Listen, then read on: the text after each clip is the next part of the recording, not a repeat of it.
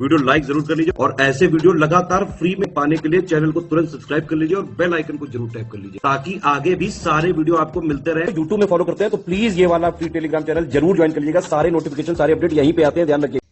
सो hello, नमस्ते and Ram Ram to all of you. मैं Shivangi Singh study for civil services में आप सभी का बहुत बहुत स्वागत करती हूँ। टेस्ट नंबर 13 पे आ चुके हैं हम। साइंस का टेस्ट है ये हमारा। 100 क्वेश्चंस हैं, आप लोगों को मेरे साथ साथ टेस्ट सॉल्व करना है और अपना स्कोर मुझे कमेंट डाउन करके जरूर बताना है। मैं पूरी उम्मीद करती हूँ आप लोग टेस्ट एंजॉय कर रहे हैं। कोई भी फीडबैक है आप डेफिनेटली दे सकते हैं। बहुत मेहनत से ये टेस्ट आप तक पहुंचाए जा रहे हैं। फ्री वीडियोस लगातार आप तक पहुंचाई जा रही हैं। इसके अलावा कोई हमारा क्रैश कोर्स ज्वाइन करना चाहता है तो उसकी डिटेल्स हमारे डिस्क्रिप्शन बॉक्स में मिल जाएंगी।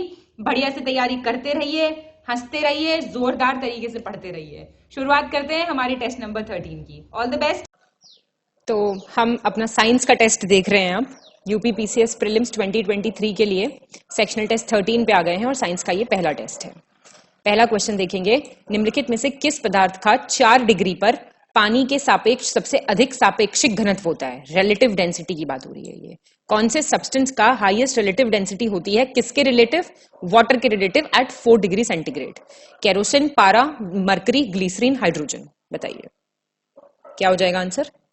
तो इन सब में अगर कंपैरिजन करें तो पारा यानी कि मरकरी का सबसे हाईएस्ट रिलेटिव डेंसिटी या फिर सापेक्षिक घनत्व होता है। अगर मैं आपको इनके बताऊं कितने होते हैं तो केरोसिन का कितना होता है? 0.8। देन मरकरी का होता है 13.6 और ग्लिसरीन का कितना होता है? ग्लिसरीन इज 1.26, कम होता है बहुत। और हाइड्रोजन का होता है 1.00 या फिर 1, ऐसे मान सकते हैं आप।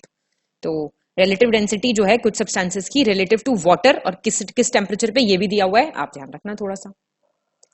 सेकंड, निम्नलिखित में से सही विकल्प का चयन करें। Select the correct option. विश्व स्वास्थ्य संगठन के अनुसार 45 डेसिबल की तीव्रता वाली ध्वनि मानव के लिए सबसे उपयुक्त होती है। मतलब कि WHO बोलता है कि 45 डेसिबल्स की जो इंटेंसिटी है साउंड की वो मोस्ट सुटेबल है फॉर ह्यूमंस।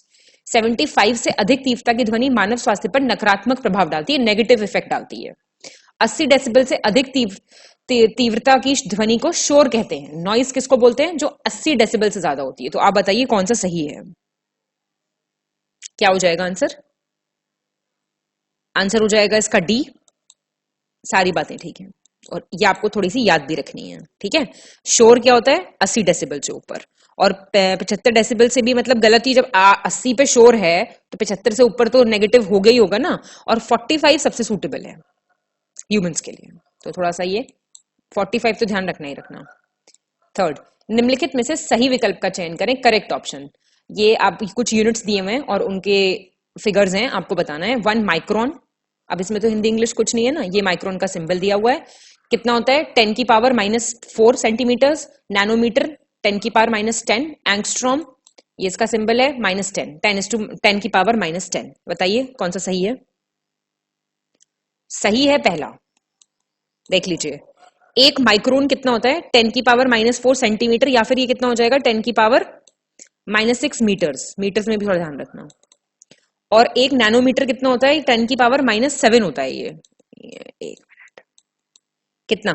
10 की पावर -7 सेंटीमीटर। और मीटर्स में कितना हो जाएगा? 10 की पावर -9 मीटर। तो ये मीटर होगा ये। और एंगस्ट्रॉम कितना होता है? 10 की पावर -10, सॉरी 10 की पावर -8, मतलब मीटर में -10 और 10 की पावर -8 सेंटीमीटर, याद रखना। फोर्थ, निम्नलिखित में से सही विकल्प का चयन करें। Select the correct option. 1 फेम्टोग्राम कितना होता है? 10 की पावर -15 ग्राम्स। 1 मिलीग्राम 10 की पावर -3। 1 नैनोग्राम 10 की पावर -9। बताइए कौन सा सही है। तो ये तीनों ठीक हैं, आपको याद रखनी है। 10 की पावर 15, 10 की पावर -3, 10 की पावर -9। और ये फेम्टो, मिली और नैनो, ये नैनो वाले खासकर ध्यान रखना। नैनो सेंटीमीटर ठीक था, ये -9 मीटर हो जाएगा ये। और इतना ही ये यहाँ पे है ग्राम्स में। फिफ्थ, निम्नलिखित में से सही विकल्प का चयन करें। Select the correct option. देखो ये आपको कुछ उनके फॉर्मूलाज दिए हुए हैं और यूनिट्स दी हुई हैं। बल यानी कि फोर्स, द्रव्यमान गुणा त्वरण, मास इनटू एक्सेलरेशन। आवेग बल गुणा समय, इंपल्स फोर्स इनटू टाइम। शक्ति पावर, कार्य अपॉन समय, वर्क अपॉन टाइम। और संवेग मोमेंटम, द्रव्यमान गुणा वेग, मास इनटू वेलोसिटी। सही बताओ कौन सा है। सही है सारे, पूरा टेबल दे दिया जाएगा आपको लिस्टिंग वीडियो में, सब पढ़ लेना वहां से। Force is equal to mass into acceleration, impulse force into time, power work into time. ये याद करा रही हूँ देखो मैं तुम्हें बैठ के, छोटे बच्चों की तरह। 6th, निम्नलिखित में से गलत विकल्प का चयन करें, सिलेक्ट द इनकरेक्ट ऑप्शन। और एक बात मैं खास तौर पे बोलना चाहती हूँ कि जब से पीसीएस का नोटिफिकेशन आया है, बहुत बच्चों में बहुत ज्यादा नेगेटिविटी आ गई है, बहुत ही कम सीटें हैं, बिल्कुल मान रहे हैं हम इस चीज को। लेकिन क्या आप कम सीटों पे पढ़ना छोड़ देंगे? आप कमेंट डाउन करके बताइए मुझे कि मैम हम पढ़ना छोड़ देंगे। अब जो पढ़ना छोड़ देगा तो उसका तो कोई लेना देना ही नहीं बचा वीडियो से या किसी और चीज से। जो पढ़ेगा वो पढ़ते रहो, ठीक है? तो मतलब life is all about being positive, right? आप गवर्नमेंट को क्रिटिसाइज करेंगे, किसी और को करेंगे, हमें करेंगे, गालियां देंगे हमें, उससे कोई मतलब लाभ तो होगा नहीं। तो इसलिए आप बेटर है पढ़ाई करते रहें अपनी। तो ये एक चीज है जो मैंने बहुत नोटिस की उस टाइम पे जब ये चल रहा है आपका पोस्ट का, नंबर ऑफ पोस्ट कितनी होंगी कितनी नहीं होंगी। तो I was like very disappointed कि भाई ऐसी क्या बात होगी। बिल्कुल गलत बात है, कोई चीज बिल्कुल गलत है उसका गुस्सा आप किसी और चीज पे नहीं निकालेंगे ना। तो ये कुछ चीज है, बाकी पढ़ते रहिए, देखिए अच्छे से। तो इनकरेक्ट ऑप्शन चुनना है हमें। विद्युत शक्ति का एसआई यूनिट कितना होता है? वॉट होता है। इलेक्ट्रिक पावर का वॉट होता है। बल का क्या होता है? Newton. SI unit of force is Newton. और कार्य का मात्रक joule. SI unit of work is joule. बताइए, गलत बताइए। सारे ठीक हैं ये। Power what, force Newton, work joule. अब हिंदी वालों को कैसे साइंस ज्यादा अच्छे से याद होता है मुझे नहीं पता है, लेकिन मैं आपको दोनों लैंग्वेज में करा रही हूं। आप मुझे कमेंट डाउन करके बता सकते हैं कि हिंदी मीडियम वाले बच्चों को ज्यादा साइंस किस में कंफर्टेबल है वो लोग। जस्ट फॉर माई नॉलेज, आप लोग जिसमें हैं तो आपको तो बताया जा ही रहा है, but I am just asking. 7th, निम्नलिखित में से गलत विकल्प का चयन करें, इनकरेक्ट ऑप्शन। आवृत्ति को हर्ट्ज में मापा जाता है। Frequency is measured in hertz. प्रतिरोधकता को ओम वर्ग मीटर में मापा जाता है। रेजिस्टिविटी को ओम स्क्वायर मीटर में। प्रकाश वर्ष दूरी की इकाई है। Light year is the unit of distance. एक पार्सेक में 3.262 प्रकाश वर्ष के बराबर होता है। मतलब 1 parsec is equal to 3.262 light years. गलत बताना है आपको, बताइए। 7th का बी हो जाएगा। एसआई यूनिट आवृत्ति को हर्ट्ज में मापा जाता है, ठीक बात है। रेजिस्टिविटी को ओम मीटर में माना जाता है। स्क्वायर मीटर कहीं सुना है आपने? ओम मीटर, ठीक है, ओम मीटर।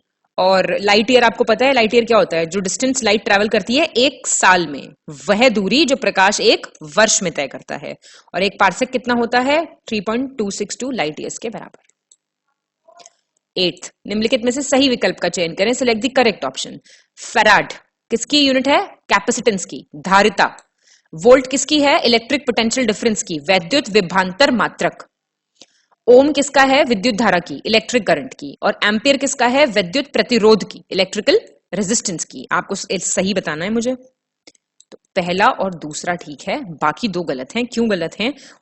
एम्पियर किसका है?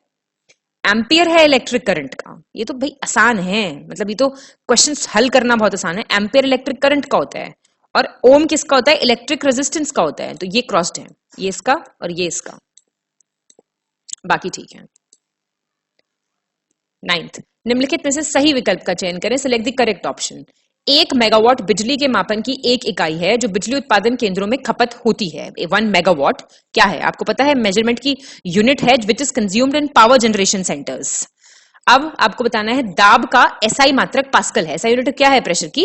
It is pascal. और उसके बाद हमें देखना है नॉट समझते हैं?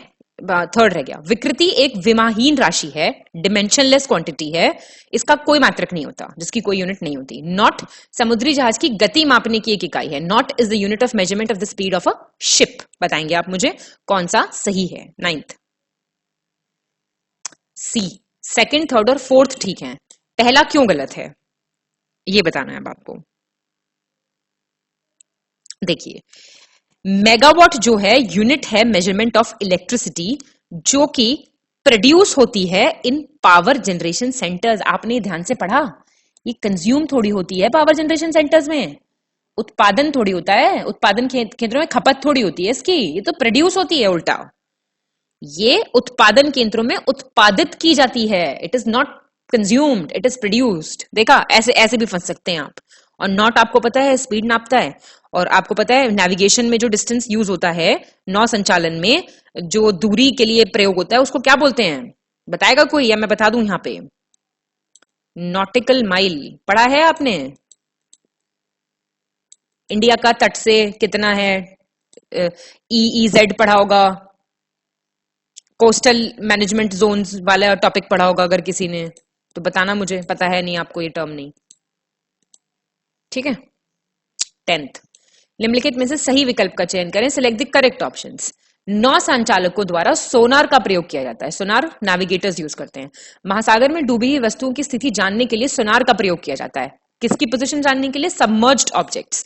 सोनार में अवश्रव्य तरंगों का उपयोग किया जाता है, इंफ्रासोनिक वेव्स का यूज किया जाता है सोनार में। तो आप बताएंगे कौन सा सही है? पहला और दूसरा सही है। अब आपको पता है these are not infrasonic rays, कौन सी रेज यूज होती हैं? अल्ट्रासोनिक, पराश्रव्य तरंगे, पराश्रव्य ऐसे लिखेंगे, थोड़ी मुश्किल सी स्पेलिंग होती है पर लिख देंगे हम, पराश्रव्य यानी कि अल्ट्रासोनिक। बाकी ठीक है, ठीक है। सोनार की फुल फॉर्म बता सकता है कोई, या मैं सब कुछ बता दूं आज मैं ही? सोनार की फुल फॉर्म बताइए मुझे, अब मुझे याद रहेगा मैंने आपसे यहाँ पे क्वेश्चन पूछा था। फुल फॉर्म कमेंट करके बताइए मुझे। 11th, निम्नलिखित में से गलत विकल्प का चयन करें, select the incorrect option. Audiometer ध्वनि की तीव्रता को मापने वाला यंत्र है, instrument for measuring intensity of sound. Anemometer वायु के वेग को, वेलोसिटी ऑफ विंड को। पायरीहीलियोमीटर का उपयोग अत्यधिक उच्च तापमान को नापने के लिए किया जाता है, एक्सट्रीमली हाई टेम्परेचर्स। और पायरोमीटर, पायरो हीलियो है ये, पायरेलियो, और ये क्या है? पायरो, सीधे सूर्य से आने वाले सौर विकिरण के माप को मापने के लिए, मतलब कि सोलर रेडिएशन जो डायरेक्टली सन से आ रही है उसको। इनकरेक्ट पूछ रहा है, बताओ इनकरेक्ट बताओ मुझे। 3rd और 4th गलत हैं, अब सुन लो क्यों। उल्टा है, पायरोमीटर नापता है एक्सट्रीम हाई टेम्परेचर, ये नापता है, और हीलियोमीटर नापता है रेडिएशन जो सन से आ रही है। बाकी ऑडियोमीटर साउंड की इंटेंसिटी, वेलोसिटी ऑफ विंड को मापता है एनीमोमीटर। ये सारे मीटर्स बड़े इंपॉर्टेंट है, इनकी लिस्ट आपको दी जाएगी। 12th, सही विकल्प का चयन करें, सिलेक्ट द करेक्ट ऑप्शन। ऑन्डोमीटर विद्युत चुंबकीय तरंगों की आवृत्ति, frequency of electromagnetic waves. Manometer pressure of gases, गैसों का दाब। और हाइग्रोमीटर, हाइड्रो नहीं है ये, हाइग्रो है, वायुमंडल की सापेक्ष आर्द्रता, रिलेटिव ह्यूमिडिटी। और स्फिग्नोमैनोमीटर रक्तचाप, ब्लड प्रेशर। करेक्ट बताओ कौन सा है? बहुत इजी था ये क्वेश्चन, तो सारे ठीक है बिल्कुल। और जरा याद करो फटाफट, ऑन्डो electromagnetic waves, mano gases, hygro humidity, sphygmomanometer blood pressure. Selection नहीं होना आपका तो मेरा बढ़ जाएगा ये, ब्लड प्रेशर। निम्नलिखित में से गलत विकल्प का चयन करें, सिलेक्ट द इनकरेक्ट ऑप्शन। थोड़ा हंस लो, थोड़ा मुस्कुरा लो। न्यूटन के गति के तीसरे नियम को जड़त्व के नियम के रूप में भी जाना जाता है। न्यूटन का जो 3rd law, it is known as law of inertia. Washing machine अपकेंद्रीकरण के सिद्धांत पर कार्य करती है, किस पे? प्रिंसिपल ऑफ सेंट्रिफिकेशन पे। किसी पदार्थ के संवेग और वेग के अनुपात को उस पदार्थ के द्रव्यमान के रूप में जाना जाता है, ratio of momentum and velocity को क्या बोलते हैं? Mass of that substance. ऊर्जा के संरक्षण का अर्थ है कि ऊर्जा को ना तो बनाया जा सकता है और ना ही नष्ट किया जा सकता है। कंजर्वेशन ऑफ एनर्जी का मतलब आपको पता है, energy can neither be created nor be destroyed. Incorrect बताओ। पहला है गलत। क्या कहते हैं भैया? न्यूटन का पहला लॉ है लॉ ऑफ इनर्शिया। अब न्यूटन के तीनों बता दो जरा, कौन कौन से हैं यहां पे कमेंट करके। ये स्माइल ऐसे बदल जाएगी अब। न्यूटन के नियम ऐसे लिख देती हूं जिससे कि मुझे याद रहे मैंने कहा क्या पूछा था। कमेंट करो। और ये लॉ ऑफ इनर्शिया नहीं होता, पहला होता है लॉ ऑफ इनर्शिया वाला। अब बाकी के दो बता दो चलो। और वॉशिंग मशीन प्रिंसिपल ऑफ सेंट्रिफिकेशन पे काम करती है। सेंट्रिफिकेशन पे और क्या काम करता है जानते हो? और मोमेंटम और वेलोसिटी के रेशियो को मास कहते हैं। कंजर्वेशन ऑफ एनर्जी तो पता ही, तो आसान था। 14, निम्नलिखित में से सही विकल्प का चयन करें, सिलेक्ट द करेक्ट ऑप्शन। हवाओं में गतिज ऊर्जा एवं स्थितिज ऊर्जा दोनों होती हैं। विंड्स में क्या होता है, किनेटिक भी और पोटेंशियल एनर्जी। पवन चक्की में गतिज ऊर्जा को विद्युत ऊर्जा में परिवर्तित किया जाता है। विंड मिल होती है जो हवा से चलती है बड़ी सी, काइनेटिक एनर्जी कन्वर्ट होती है इलेक्ट्रिकल एनर्जी में। जब ट्रेन चलना आरंभ करती है तो उसमें बैठे हुए यात्री का सिर स्थिरता के जड़त्व के कारण पीछे की ओर झुक जाता है। समझ रहे हो क्या बात हो रही है ये? When the train starts moving ahead, the head of the passenger sitting in it tilts backward due to inertia of rest. सड़क की अपेक्षा बर्फ पर चलना अधिक कठिन होता है क्योंकि सड़क की अपेक्षा बर्फ में घर्षण कम होता है, फ्रिक्शन कम होता है स्नो पे, तो it is more difficult to walk on snow than on road. बताइए, सही बताओ। सेकंड, थर्ड और फोर्थ सही है, पहला गलत है। क्यों भैया? विंड में सिर्फ काइनेटिक एनर्जी होती है, पोटेंशियल एनर्जी कहां से हो जाएगी? ओनली काइनेटिक, सिर्फ गतिज ऊर्जा होती है ये आपकी गतिज ऊर्जा। 15वां क्वेश्चन, निम्नलिखित में से गलत विकल्प का चयन करें, सिलेक्ट द इनकरेक्ट ऑप्शन। गुरुत्वाकर्षण के सार्वभौमिक नियम का प्रतिपादन न्यूटन ने किया था। न्यूटन ने फॉर्मुलेट किया यूनिवर्सल लॉ ऑफ ग्रेविटेशन। अंतरिक्ष यात्री अंतरिक्ष में सीधे खड़े नहीं रह सकते क्योंकि वहां गुरुत्वाकर्षण नहीं होता है, because there is no gravity there. कहां पे? स्पेस में। किसी पिंड का भार ध्रुवों पर सबसे कम होता है। वेट बॉडी का मिनिमम कहां होता है? पोल्स पे। ऐसा ही बोल रहा है। जब किसी वस्तु को ऊपर से गिराया जाता है तो वो उसका द्रव्यमान अपरिवर्तित रहता है, मतलब कोई ऑब्जेक्ट को ऊपर से नीचे फेंको किसी सर्टेन हाइट से तो उसका मास अनचेंज्ड रहता है। बताओ गलत कौन सा है? सी गलत है। क्यों? क्या कहां होता है? किसी बॉडी का जो वेट होता है वो मैक्सिमम होता है पोल्स पे, ना कि मिनिमम। मैक्सिमम होता है, सबसे अधिक पोल्स पे होता है, ध्रुवों पे। समझे? किसी पिंड का भार ध्रुवों पर सर्वाधिक होता है और न्यूटन ने आपको पता है लॉ दिया था ग्रेविटेशन का। और ये जरा इंपॉर्टेंट है प्लीज। ऑब्जेक्ट जब ऊपर से नीचे फेंका जाएगा तो उसका मास जो है वो अनचेंज्ड रहेगा। ये तो बच्चों वाला था। 16th, जब कोई पिंड सरल आवृत गति से अपनी माध्य स्थिति से गुजरता है तो निम्न में से कौन सी स्थिति उत्पन्न होती है? बोल क्या रहा है ये? जब when a body passes through its mean position in simple harmonic motion then which of the following situation occurs. कई बल इस पर कार्य करते हैं, बहुत सारी फोर्सेस उस पर काम करती हैं, उसका त्वरण शून्य हो जाता है, एक्सेलरेशन 0 होता है, उसका वेग अधिकतम होता है, उसकी वेलोसिटी सबसे ज्यादा होती है, उसमें गतिज ऊर्जा अधिकतम होती है, it has maximum kinetic energy. बताइए क्या होता है उसके साथ? बी, सेकंड, थर्ड और फोर्थ। बहुत सारे फोर्सेस उसके ऊपर नहीं काम करते हैं, एक्चुअली उसके ऊपर कोई भी फोर्स काम नहीं कर रहा होता है। जब कोई बॉडी सरल आवृत गति में, सिंपल हार्मोनिक मोशन में अपनी माध्य स्थिति से गुजरती है, मतलब मीन पोजीशन से गुजरती है, तो फोर्स का कोई चक्कर नहीं है, बाकी ये तीनों काम होते हैं। याद रखना, एसएचएम और मीन पोजीशन और ये 3 चीजें होती हैं। कैसे याद कराऊं? और निम्नलिखित में से गलत विकल्प का चयन करें, select the incorrect option. Lift में बैठे हुए व्यक्ति को अपना भार तब अधिक महसूस होगा जब लिफ्ट तेज गति से ऊपर जा रही होगी। मतलब लिफ्ट में कोई है बैठा हुआ है, उसे अपना वेट सबसे ज्यादा लगेगा जब लिफ्ट ऊपर जाएगी। लोलक की कालावधि उसकी लंबाई के ऊपर निर्भर करती है। Time period of the pendulum depends on the length of the pendulum.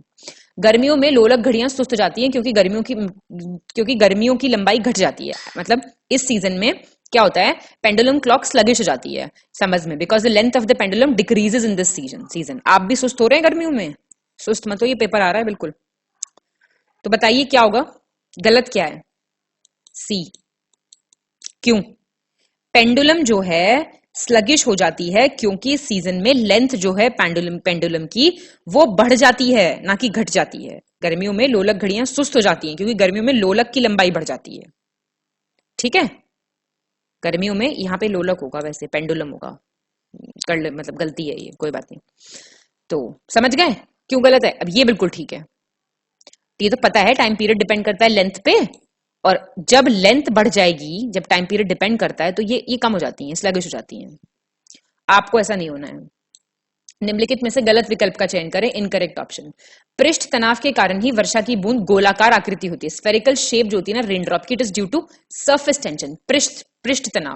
पृष्ठ तनाव के कारण ही पानी की बूंद की गोलाकार आकृति होती है। The spherical shape of a water drop, ये रेन ड्रॉप है, ये पानी की ड्रॉप है, is due to surface tension. घर्षण नैनो द्रव्यों का सर्वाधिक महत्वपूर्ण गुण होता है। फ्रिक्शन जो है सबसे इंपॉर्टेंट प्रॉपर्टी है नैनो मटेरियल्स की। तेल जल की तरह सतह पर फैल जाता है क्योंकि तेल का पृष्ठ तनाव जल के पृष्ठ तनाव से अधिक होता है। ऑयल स्प्रेड होता है ना सरफेस ऑफ वाटर पे, क्यों? Because surface tension of oil is more than that of water. बताइए गलत पूछ रहे हैं, यही है गलत। थर्ड, अब जब मैं बताया करूँ ना गलत है तो मैं ऐसे कर दिया करूंगी, तो समझ जाना ये गलत है, बाकी ठीक है। अब देख लो क्यों। स्फेरिकल शेप रेन ड्रॉप की सरफेस टेंशन की वजह से होती है और वाटर ड्रॉप की भी सरफेस टेंशन। भैया रेन ड्रॉप वाटर ड्रॉप में कोई फर्क थोड़ी है, ये ऐसी स्टेटमेंट बना दिया है तुम लोग को कंफ्यूज करने के लिए। और फ्रिक्शन सबसे इंपॉर्टेंट प्रॉपर्टी नैनो मटेरियल की। ऑयल स्प्रेड होता है पानी के सरफेस पे क्योंकि सरफेस टेंशन ऑयल का कम होता है। ऑयल का सरफेस टेंशन कम होता है वाटर से, तभी तो स्प्रेड होगा। पृष्ठ तनाव, ठीक है, इस पृष्ठ पे तनाव हो गया आपको मुझे लग रहा है। 19, निम्नलिखित में से गलत विकल्प का चयन करें, सिलेक्ट द इनकरेक्ट ऑप्शन। केशिकातव के उदाहरण से संबंधित कैपिलरिटी के एग्जाम्पल्स हैं ये। सोखते द्वारा स्याही का सोखना, ink absorption by blotting paper. भूमिगत जल का ऊपर की ओर चढ़ना, राइज ऑफ अंडरग्राउंड वाटर, ऊपर की तरफ। सूती कपड़ों पर पानी की बूंदों का फैलना, spreading of water drop on the cotton cloth. लालटेन एवं लैंप की बत्ती में तेल का ऊपर की ओर चढ़ना, oil climbing upward in the wick of lantern and lamp. बताओ इनकरेक्ट। 19th, भैया ये सारे एग्जाम्पल हैं कैपिलरी रिएक्शन के, पढ़ा है कि नहीं पढ़ा है? रट लो इनको, रट लो with a smile on your faces। 20, निम्नलिखित में से गलत विकल्प का चयन करें, सिलेक्ट द इनकरेक्ट ऑप्शन। जब किसी झील की तली से उठता हुआ वायु का बुलबुला ऊपरी सतह पर आता है तो उसका आकार बढ़ जाता है। When an air bubble rises from the bottom of a lake comes to the upper surface, its size increases। जैसे जैसे तापमान बढ़ता है तरल की श्यानता कम हो जाती है। क्या हो जाती है? विस्कोसिटी। टेम्परेचर बढ़ेगा, विस्कोसिटी कम होगी। वायुदाब कम होने के कारण हवाई जहाज में यात्रा करते समय कलम से स्याही निकलने लगती है। एयर प्रेशर डिक्रीज हो जाता है, इसलिए इंक जो है पेन से बाहर आ जाती है जब आप एरोप्लेन में होते हैं। करा है कभी किसी ने काम वैसे? तो बताओ मुझे कौन सा गलत है? कोई भी गलत नहीं है भाई। एयर प्रेशर बहुत कम हो जाता है तो इंक बाहर आ जाती है पेन से। और विस्कोसिटी तो आप समझते हैं, शहद वाली कंसिस्टेंसी जो होती है ना उसको, वो विस्कस होता है एक्चुअली शहद। एक एग्जाम्पल है बस ये, बाकी ये तो आप देख सकते हो। ये एयर बबल नीचे से ऊपर आएगा तो उसका साइज बढ़ेगा।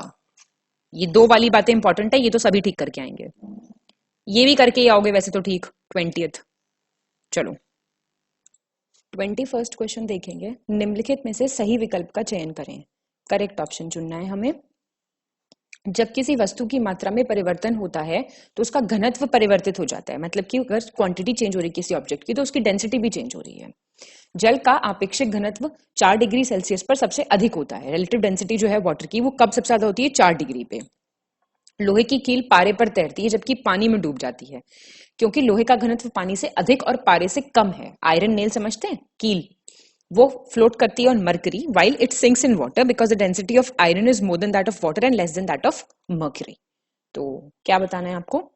आपको इसमें से सही विकल्प का चयन करना है, तो कर दीजिए जरा चयन फटाफट सही विकल्प का।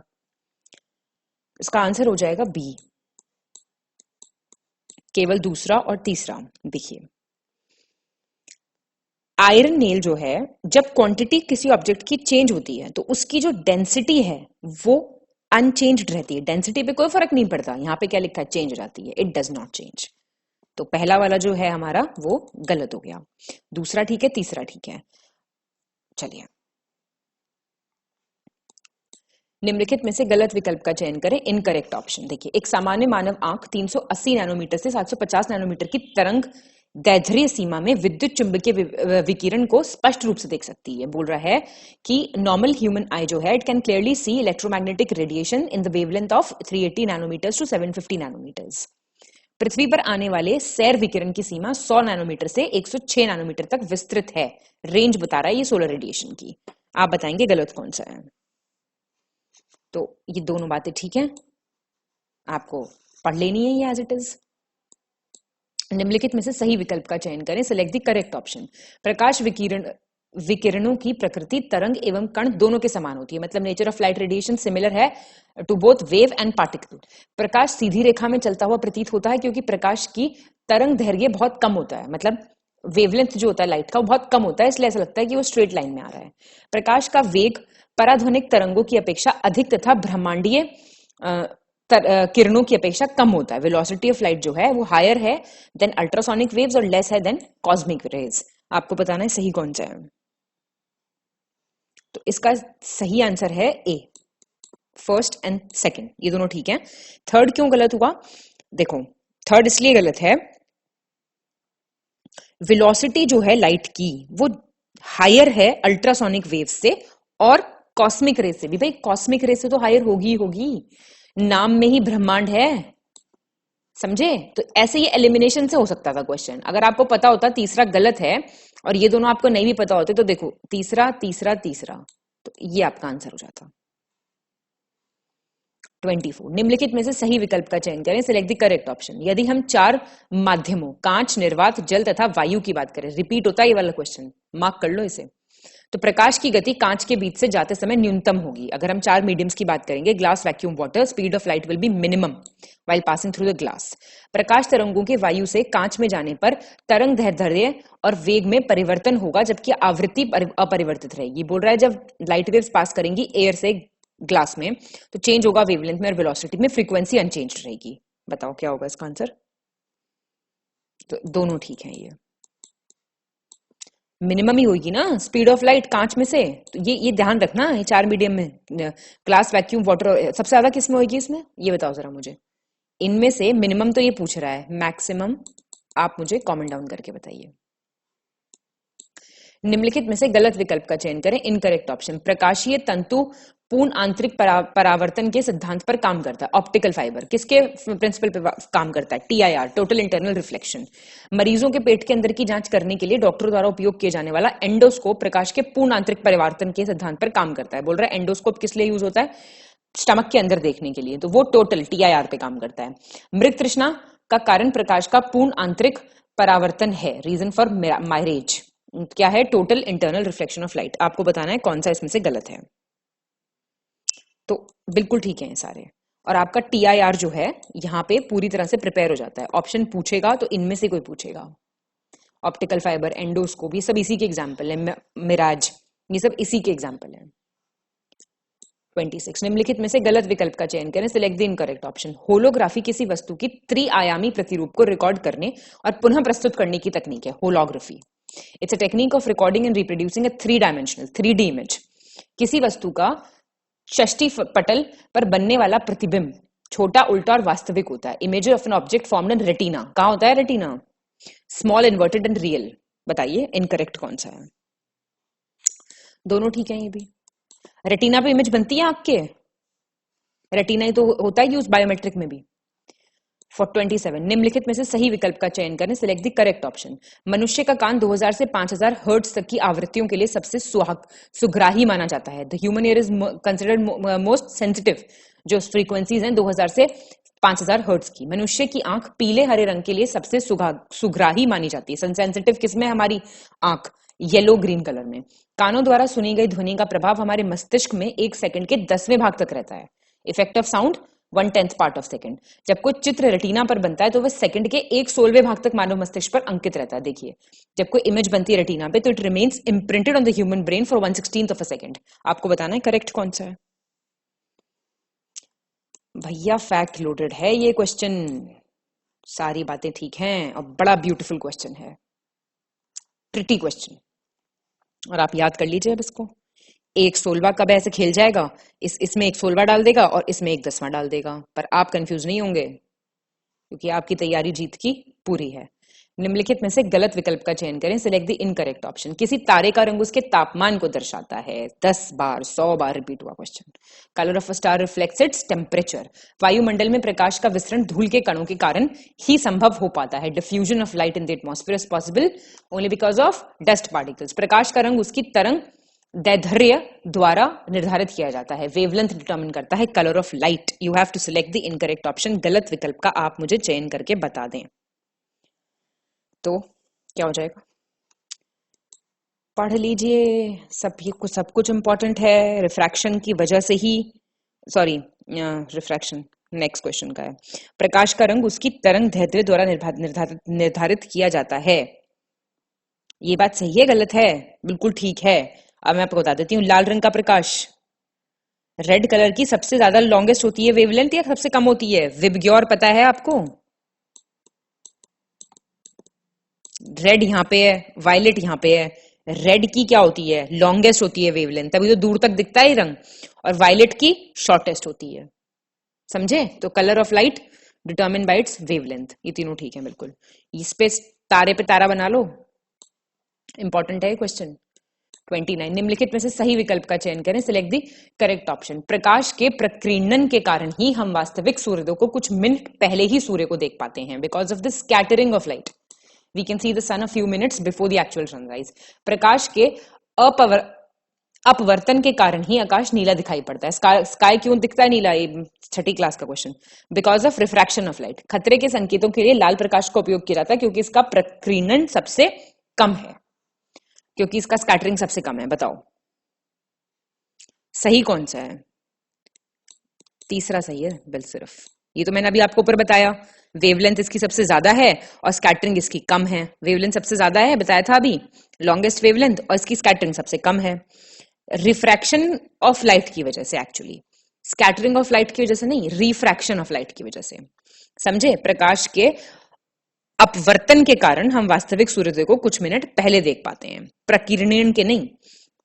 प्रकीर्णन और अपवर्तन में फर्क है और ये उल्टा है। यहां पे स्काई आपको ब्लू दिखता है because of scattering, because of प्रकीर्णन, अब जैसे भी इसको बोलेंगे प्रकीर्णन। अब ठीक है चलिए 30th निम्नलिखित में से सही विकल्प का चयन करें, सिलेक्ट द करेक्ट ऑप्शन। प्रसारी विश्व की संकल्पना डॉपलर प्रभाव पर आधारित है। The concept of expanding universe is based on Doppler effect. अवतल दर्पण का उपयोग वाहनों के पीछे के यातायात को देखने के लिए किया जाता है। कॉन्केव मिरर्स जो हैं वो ट्रैफिक जो पीछे आ रहा है उसको देखने के लिए किया जाता है। दाढ़ी बनाने के लिए उत्तल दर्पण का प्रयोग किया जाता है। Convex mirror is used for shaving purpose. सही बताना है आपको, वहीं पे बस कंफ्यूजन है, ये चीज बदली हुई है। कॉन्वेक्स होता है, आपको पता है, जितने भी ड्राइवर्स हैं, हैवी ड्राइवर्स, सबको पता है कॉन्वेक्स मिरर यूज होता है व्हीकल्स में। और कॉन्केव होता है फॉर शेविंग पर्पसेस। और भाई लड़कियों को भी एग्जांपल दिया जाना चाहिए, आपका कॉम्पैक्ट मिरर जो होता है, या फिर जो मेकअप के लिए छोटे मिरर्स होते हैं उनमें, तो उसके लिए कॉन्वेक्स कॉन्केव यूज होता है। ऑलराइट, चलिए 31 निम्नलिखित में से सही विकल्प का चयन करें, सिलेक्ट द करेक्ट ऑप्शन। जल के अंदर वायु का बुलबुला अवतल लेंस की भांति व्यवहार करता है। Air bubble inside water behaves like a concave lens. किसी व्यक्ति का पूरा प्रतिबिंब देखने के लिए एक समतल दर्पण की न्यूनतम ऊंचाई व्यक्ति की ऊंचाई की 1/4 होनी चाहिए। मिनिमम हाइट जो है प्लेन मिरर की, पूरा अपना हाइट देखने के लिए 1/4 होना चाहिए ऑफ द पर्सन हाइट। दूर दृष्टि दोष को ठीक करने के लिए उत्तल लेंस का प्रयोग किया जाता है। कॉन्वेक्स लेंस यूज होता है टू करेक्ट फार साइटेडनेस। अच्छा, ये फार साइटेडनेस का आप मुझे साइंटिफिक नाम बताइए। समझ रहे हैं? मायोपिया, हाइपरमेट्रोपिया, क्या है ये बताएंगे आप मुझे। तो 31 का आंसर बता दीजिए। 31 का आंसर सी हो जाएगा, पहला और तीसरा। दूसरा क्यों गलत है? देखिए, दूसरा इसलिए गलत है क्योंकि उसकी जो हाइट है वो 1/4 नहीं होनी चाहिए, आधी होनी चाहिए भाई, हाफ। न्यूनतम ऊंचाई उस व्यक्ति की ऊंचाई की आधी होनी चाहिए। ठीक। 32 निम्नलिखित में से गलत विकल्प का चयन करिए, इनकरेक्ट ऑप्शन। संवहन द्वारा ऊष्मा का स्थानांतरण केवल ठोस और द्रव में ही हो सकता है। Transfer of heat bye convection. Convection आपको पता है माइक्रोवेव, ओटीजी में यूज होता है। Is possible only in solid and liquid. उबलते हुए जल की तुलना में भाप से हाथ अधिक जलता है क्योंकि भाप की गुप्त ऊष्मा अधिक होती है, बिकॉज लेटेंट हीट ज्यादा होती है स्टीम की, इसलिए स्टीम से ज्यादा हाथ जलता है। कभी आपने देखा होगा रोटी जब आप सेक रहे हैं, या फिर जो लोग नहीं सेकते हैं वो जब खा रहे हैं, एकदम गरम गरम रोटी जब उन्होंने ली है फुल्का, तब फुल्के की अगर आंच लग जाए तो तुरंत छाला पड़ जाता है। महसूस किया किसी ने? तो वो क्यों होता है ये पूछ रहा है। 32 का आंसर बताइए आप। ए, पहला गलत है। ट्रांसफर ऑफ हीट कन्वेक्शन का जो पॉसिबल है वो पॉसिबल है इन गैस एंड लिक्विड, ठीक है, not solid. And this is absolutely correct. उबलते हुए जल की तुलना में भाप से हाथ अधिक जलता है क्योंकि भाप में लेटेंट हीट होती है, छुपी हुई होती है हीट, वो जला देती है। चलिए 33 निम्नलिखित में से गलत विकल्प का चयन करें, select the incorrect option. Celsius और फ़ारेनहाइट दोनों पैमाने में -40 डिग्री सेल्सियस तापमान पर समान होते हैं, मतलब both Celsius and Fahrenheit scales are equal. 160 degree Celsius के तापमान पर फ़ारेनहाइट तापक्रम सेंटीग्रेड तापक्रम का दोगुना होता है। बोल रहा है at the temperature of 160 degree centigrade the Fahrenheit temperature is double the centigrade temperature. Celsius और सेंटीग्रेड दोनों पैमाने -40 पे इक्वल हो जाते हैं। तो बताओ क्या है इसका गलत, कौन सा है इसमें से? ये बिल्कुल ठीक है बातें और बढ़िया क्वेश्चन है मेरे हिसाब से। तो आप क्या कहेंगे इस चीज को? भाई दोनों सेल्सियस फ़ारेनहाइट इक्वल किस पे होते हैं? -40 पे तो होते हैं, और डबल कब होता है फ़ारेनहाइट और सेंटीग्रेड 160 पे, और सेल्सियस और सेंटीग्रेड भी इक्वल हैं स्केल्स एट -40। अच्छा क्वेश्चन है। 34 सही विकल्प का चयन करें, select the correct option. Ethylene glycol का उपयोग स्वचालित इंजनों के लिए हिमरोधी के रूप में किया जाता है, मतलब एंटी फ्रीज के रूप में फॉर ऑटोमेटिक इंजन्स। परम शून्य तापमान सैद्धांतिक रूप से न्यूनतम संभव तापमान है। Absolute zero temperature is the theoretically lowest possible temperature. किसी पदार्थ को गर्म करने पर उसका आयतन वॉल्यूम बढ़ जाता है और उसका घनत्व डेंसिटी कम हो जाता है। बताइए करेक्ट। 34 का आंसर डी है भाई। साइंस का स्कोर चाहिए मुझे हर हाल में आप लोगों का लिखा हुआ कमेंट सेक्शन में। साइंस के बिना जो सोच रहे हैं पेपर पार कराएंगे, बहुत गलत सोच रहे हैं वो। 35 निम्नलिखित में से सही विकल्प का चयन करें, सिलेक्ट द करेक्ट ऑप्शन। कमरे में लगा एयर कंडीशनर केवल नमी और तापमान को नियंत्रित करता है। आपके जो एसीज हैं they control only the humidity and temperature. Desert cooler पानी के वाष्पीकरण द्वारा हवा को ठंडा करता है। डेजर्ट कूलर कैसे करता है? इवेपोरेशन पे काम करता है। कम आर्द्रता तथा अधिक तापमान पर गीले कपड़े सबसे जल्दी सूख जाते हैं। Wet clothes dry faster at low humidity and high temperature. बताओ सही विकल्प बता दो जल्दी। सारे ठीक है। ये पता होना चाहिए आपको ह्यूमिडिटी और टेम्परेचर और ये अब इस पे ये डिपेंड ना आ जाए कहीं से, नहीं मैम हमारा वाला एसी तो ऐसे काम करता है, हमारा वाला तो ऐसे काम करता है। नहीं, बेसिक फंक्शनिंग पूछ रहा है वो। ह्यूमिडिटी और टेम्परेचर कंट्रोल करके ही तो ठंडा करता है एसी। चलो 36 निम्नलिखित में से गलत विकल्प का चयन करें, select the incorrect option. Proton और न्यूट्रॉन परमाणु नाभिक के अवयव हैं, मतलब कंपोनेंट्स हैं। प्रोटॉन्स और न्यूट्रॉन्स किसके? एटॉमिक न्यूक्लियस के। एक परमाणु के केंद्र पर धनावेशित हिस्सा नाभिक कहलाता है। पॉजिटिवली चार्ज पार्ट जो है ना सेंटर ऑफ एटम को, उसको क्या बोलते हैं? न्यूक्लियस। फोटॉन, इलेक्ट्रॉन, प्रोटॉन तथा न्यूट्रॉन परमाणु के मुख्य अवयव हैं। तो फोटॉन्स कंपोनेंट्स हैं एटम के। इसमें क्या इंग्लिश बताओ 36 का आंसर बताओ। तीसरा गलत है। क्यों? Electrons, protons, neutrons. Electrons, protons, neutrons. Photon अपने आप में अलग चीज है और आप मुझे बताएंगे फोटॉन क्या होता है। अब मैं जो हूं, क्वेश्चंस मैंने पूछने कुछ कम किए हुए थे। Now I am back. चलिए 37 निम्नलिखित में से सही विकल्प का चयन करें, करेक्ट ऑप्शन बता दीजिए आप। Proton James Chadwick, electron Ernest Rutherford, hydrogen Henry Cavendish, neutron J Thomson. सही कौन सा है? 37 का क्या आंसर है भाई? हाइड्रोजन हेनरी कैवेंडिश सही है। प्रोटॉन का बताना जरा। Ernest Rutherford. कैसे मार्क करूं? ऐसे कर लो, अर्नेस्ट रदरफोर्ड। इलेक्ट्रॉन, ये तो बच्चों को भी पता है, छोटे छोटे बच्चों से पूछ लो, उन्हें पता होगा। Electron J Thomson. और न्यूट्रॉन जेम्स चैडविक। चलो 38 निम्नलिखित में से गलत विकल्प का चयन करें, सिलेक्ट द इनकरेक्ट ऑप्शन। न्यूट्रॉनों पर शून्य आवेश होता है, जीरो चार्ज। अल्फा कणों में ऋणात्मक आवेश होता है, नेगेटिव चार्ज होता है अल्फा पे। न्यूट्रॉन एक आवेश रहित कण है। न्यूट्रॉन जो है चार्जलेस पार्टिकल है। ऑफ बॉय के सिद्धांत द्वारा परमाणु के में कक्षों में को भरने का क्रम नियंत्रित किया जाता है। Order of filling the orbitals in an atom, Aufbau principle. बताओ क्या होगा आंसर 38 का? बी। यार अल्फा कब से नेगेटिव हो गया? अल्फा तो पॉजिटिव होता है, बीटा होता है नेगेटिव। बीटा पढ़ लो बेटा, ठीक है। बाकी सब ठीक है। 39 निम्नलिखित में से सही विकल्प का चयन करें, सिलेक्ट द करेक्ट ऑप्शन। किसी तत्व की द्रव्यमान संख्या उसके नाभिक में उपस्थित प्रोटॉनों और न्यूट्रॉनों की संख्या के योग के बराबर होती है। मतलब मास जो होता है किसी एलिमेंट का वो equal to the sum of protons plus neutrons. जिन परमाणु में न्यूट्रॉनों की संख्या समान परंतु प्रोटॉनों की संख्या भिन्न भिन्न होती है उन्हें समस्थानिक कहा जाता है, मतलब आइसोटोप्स कहा जाता है, जिनमें एटम्स में सेम नंबर ऑफ न्यूट्रॉन्स होते हैं और अलग अलग प्रोटॉन्स होते हैं। गाइगर काउंटर के द्वारा रेडियो एक्टिविटी को मापा जाता है। तो बता दो जरा कौन सा है सही? 39 का सी है सही। जिसके कान नहीं खड़े हुए ना सेकंड वाला पढ़ते वक्त, तो वो बस नाम डुबा देगा। बताओ भैया, नंबर ऑफ प्रोटॉन्स जिनमें सेम होते हैं और न्यूट्रॉन्स अलग होते हैं, वो होते हैं आइसोटोप्स, ठीक है। और ये मास एक एलिमेंट का इक्वल होता है to the sum of number of protons और न्यूट्रॉन्स। और रेडियो एक्टिविटी ठीक है बिल्कुल। गीगर काउंटर ये देख लो, ये गलत है। 40 निम्नलिखित में से कौन से संक्षारण के उदाहरण हैं? कोरोजन के। लोहे पर भूरे रंग की परत बनना, चांदी पर काले रंग की परत बनना, तांबे पर हरे रंग की परत बनना। Brown coating iron, black coating silver, green coating copper. बताओ सारे हैं। तो सब बेसिक है, कुछ ना कुछ तो पहनते ही होंगे आप। लोहा तो चलो, हाँ लोहा भी पहनते हैं लोग, और वो पहनते हैं ना, क्या होती है, लोहे की नाल जिसे बोलते हैं, हॉर्स के पैर में जो लगती है, तो वो हो जाता है ना ब्राउनिश। लोहा तो देखा होगा जंग खाता हुआ, और सिल्वर तो सबने देखा होगा, चांदी का तो कुछ ना कोई पहनता ही है, और तांबा।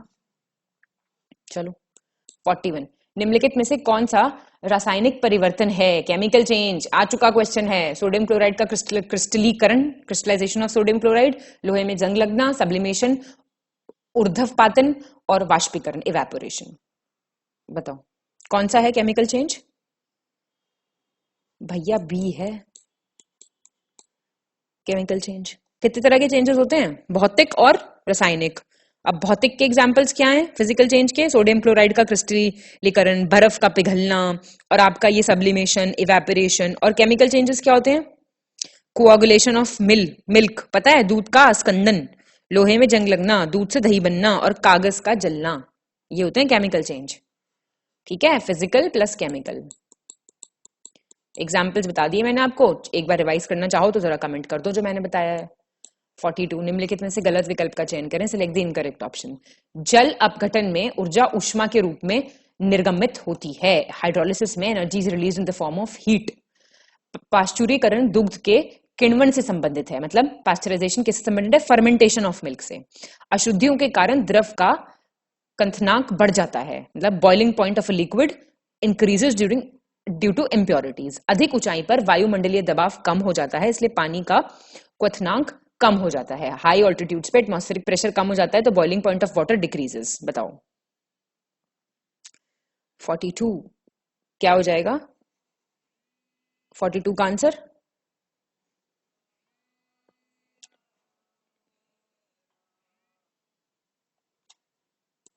तो आंसर बताओ इसका क्या हो जाएगा 42 का?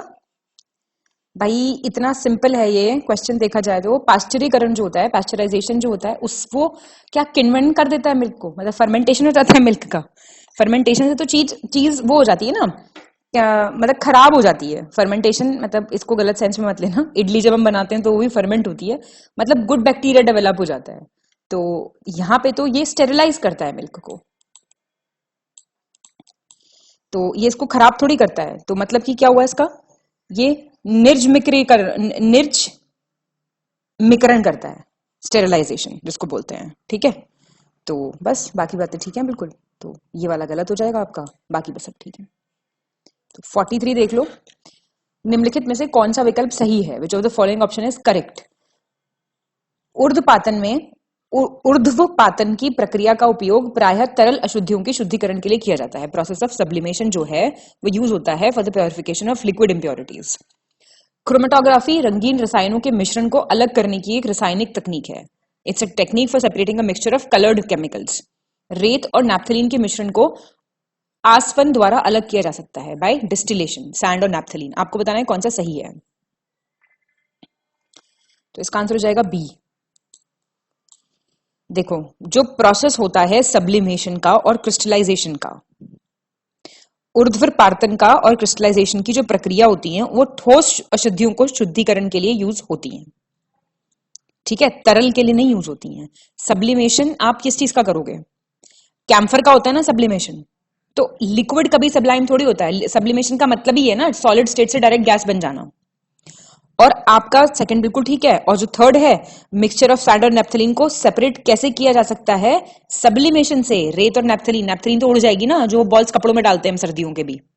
डिस्टिलेशन किस लिए होता है? डिस्टिलेशन तो गर्म होता है ना, इसमें तो समझ आ गया क्यों गलत है क्यों सही है। चलो 44 देख लो, निम्नलिखित में से गलत विकल्प का चयन करें, सिलेक्ट द इनकरेक्ट ऑप्शन। भूपर्पटी में सबसे अधिक मात्रा में पाए जाने वाला तत्व ऑक्सीजन है, 46.8%, most abundant element in the earth's crust. ब्रह्मांड में सर्वाधिक मात्रा में पाए जाने वाला तत्व हाइड्रोजन है, मतलब कि यूनिवर्स में सबसे ज्यादा। पोटेशियम सबसे अधिक क्रियाशील धातु है, मोस्ट रिएक्टिव मेटल। ऑस्मियम सबसे हल्की धातु है, लाइटेस्ट मेटल। तो आपको बताना है गलत कौन सा है, तो डी हो जाएगा। ऑस्मियम सबसे हैवी है, नॉट हल्की बट वेरी हैवी। बाकी सब ठीक है, थोड़ा सा ये फिगर ध्यान रखना कितना परसेंटेज है, पूछ लेता है कई बार। 45 निम्नलिखित में से सही विकल्प का चयन करें, select the correct option. Thorium सबसे भारी प्राकृतिक तत्व है, हेवीएस्ट नेचुरल एलिमेंट। मोती की रासायनिक संरचना कैल्शियम कार्बोनेट से बनी होती है। पर्ल्स होते हैं मोती, they are made of calcium carbonate. Sodium को मिट्टी के तेल में सुरक्षित रूप से रखा जाता है, स्टोर्ड सेफली इन केरोसिन। सड़क के किनारों पर रोशनी के लिए इस्तेमाल होने वाले पीले लैंपों से सोडियम धातु का इस्तेमाल किया जाता है। जो सोडियम मेटल होता है वो यूज होता है येलो लैंप्स में, जो स्ट्रीट लाइट्स में यूज होता है। पीली होती है ना वो लाइट, अब तो खैर एलईडी भी लग रही है। बताओ आंसर क्या हो जाएगा इसका? 45 का आंसर हो जाएगा सेकंड, थर्ड और फोर्थ, मतलब कि बी। अब पहला क्यों गलत है? थोरियम जो है हेवीएस्ट नेचुरल एलिमेंट नहीं है, it is uranium. Natural, heaviest natural element, ये याद रखना जरा, यहां पे नेचुरल की बात हो रही है। 46 निम्नलिखित में से गलत विकल्प का चयन करें, सिलेक्ट द इनकरेक्ट ऑप्शन। प्रतिदीप्ति लैंप में सर्वाधिक सामान्यतः निम्न दाब युक्त पारा वाष्प और ऑर्गन गैस भरी होती है। फ्लोरेसेंस लैंप्स होते हैं, वो फ्लोरेसेंस लैंप्स आपने देखे होंगे, सब्जी वाले भी रखते हैं कई बार शायद, तो उन पे होती है। Commonly filled with low pressure mercury vapour and argon gas. चूना पत्थर को रासायनिक रूप से कैल्शियम कार्बोनेट के रूप में जाना जाता है, लाइमस्टोन। प्लास्टर ऑफ पेरिस रासायनिक रूप से कैल्शियम सल्फेट हेमी हाइड्रेट के रूप में जाना जाता है। इसमें तो क्या बताऊं मैं, कैल्शियम सल्फेट हेमी हाइड्रेट सब इंग्लिश में सेम है। अभ्रक उष्मा का कुचालक तथा विद्युत का चालक होता है। Mica bad conductor of heat and a good conductor of, and a good होएगा यहां पे इलेक्ट्रिसिटी। तो बताओ कौन सा गलत है?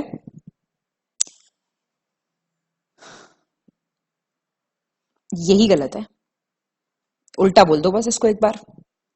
अभ्रक ऊष्मा का चालक तथा विद्युत का कुचालक है, उल्टा हो गया। Good conductor of heat but a bad conductor of electricity. बाकी पढ़ लेना, ठीक है। 47 निम्नलिखित में से गलत विकल्प का चयन करें, सिलेक्ट द इनकरेक्ट ऑप्शन। अभ्रक का उपयोग विद्युत उद्योग में कच्चे माल के रूप में किया जाता है। Mica is used as a raw material electrical industry में। पारा उष्मा का उत्तम चालक है। Mercury is a good conductor of heat. पारा धातु जल के साथ बिल्कुल भी प्रतिक्रिया नहीं करता है, मतलब मरकरी मेटल जो है वो नहीं रिएक्ट करता है वाटर से एट ऑल। पारा साधारण तापमान पर द्रव अवस्था में रहता है। Mercury exists in liquid state at ordinary temperature. तो बताइए कौन सा गलत है? तो इसका आंसर हो जाएगा 47 का सी। देखिए ऐसा नहीं है कि, पहली बात तो माइका यूज होता है इलेक्ट्रिकल इंडस्ट्री में, आप याद रखेंगे ये चीज। मरकरी अच्छा कंडक्टर है। लिक्विड मेटल जो है ना, सॉरी लेड मेटल, लेड जो होता है ना, लेड, ये नहीं करता है पानी के साथ बिल्कुल भी रिएक्ट। और ये बिल्कुल ठीक है, मरकरी का जो है स्टेट ऑर्डिनरी टेम्परेचर में ये आपका लिक्विड रहता है, ये तो पता ही है आपको, तभी तो इस पे भरा होता है। ये किसमें भरा होता है बताओ जरा कमेंट करके। 48 निम्नलिखित में से सही विकल्प का चयन करें, सिलेक्ट द करेक्ट ऑप्शन। धातु और अयस्क मतलब ओर्स, मेटल का ओर। एल्यूमिनियम का कैलामाइन, कॉपर का बॉक्साइट, मरकरी का सिनेबार, जिंक का क्यूपराइट। जस्ता, पारा, तांबा, एल्यूमिनियम। बताइए सही वाला बताओ। इंपॉर्टेंट क्वेश्चन है, ऐसे क्वेश्चन पूछे जाते हैं। तो सही सिर्फ ये है, पारा का सिनेबार, मरकरी का सिनेबार बिल्कुल ठीक है।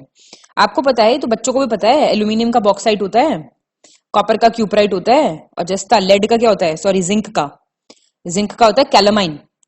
और आप मुझे कमेंट डाउन करके बताइए आयरन का ओर, तो कोई भी बता देगा, पर आप भी बताइए। 49 निम्नलिखित में से सही विकल्प का चयन करें, सिलेक्ट द करेक्ट ऑप्शन।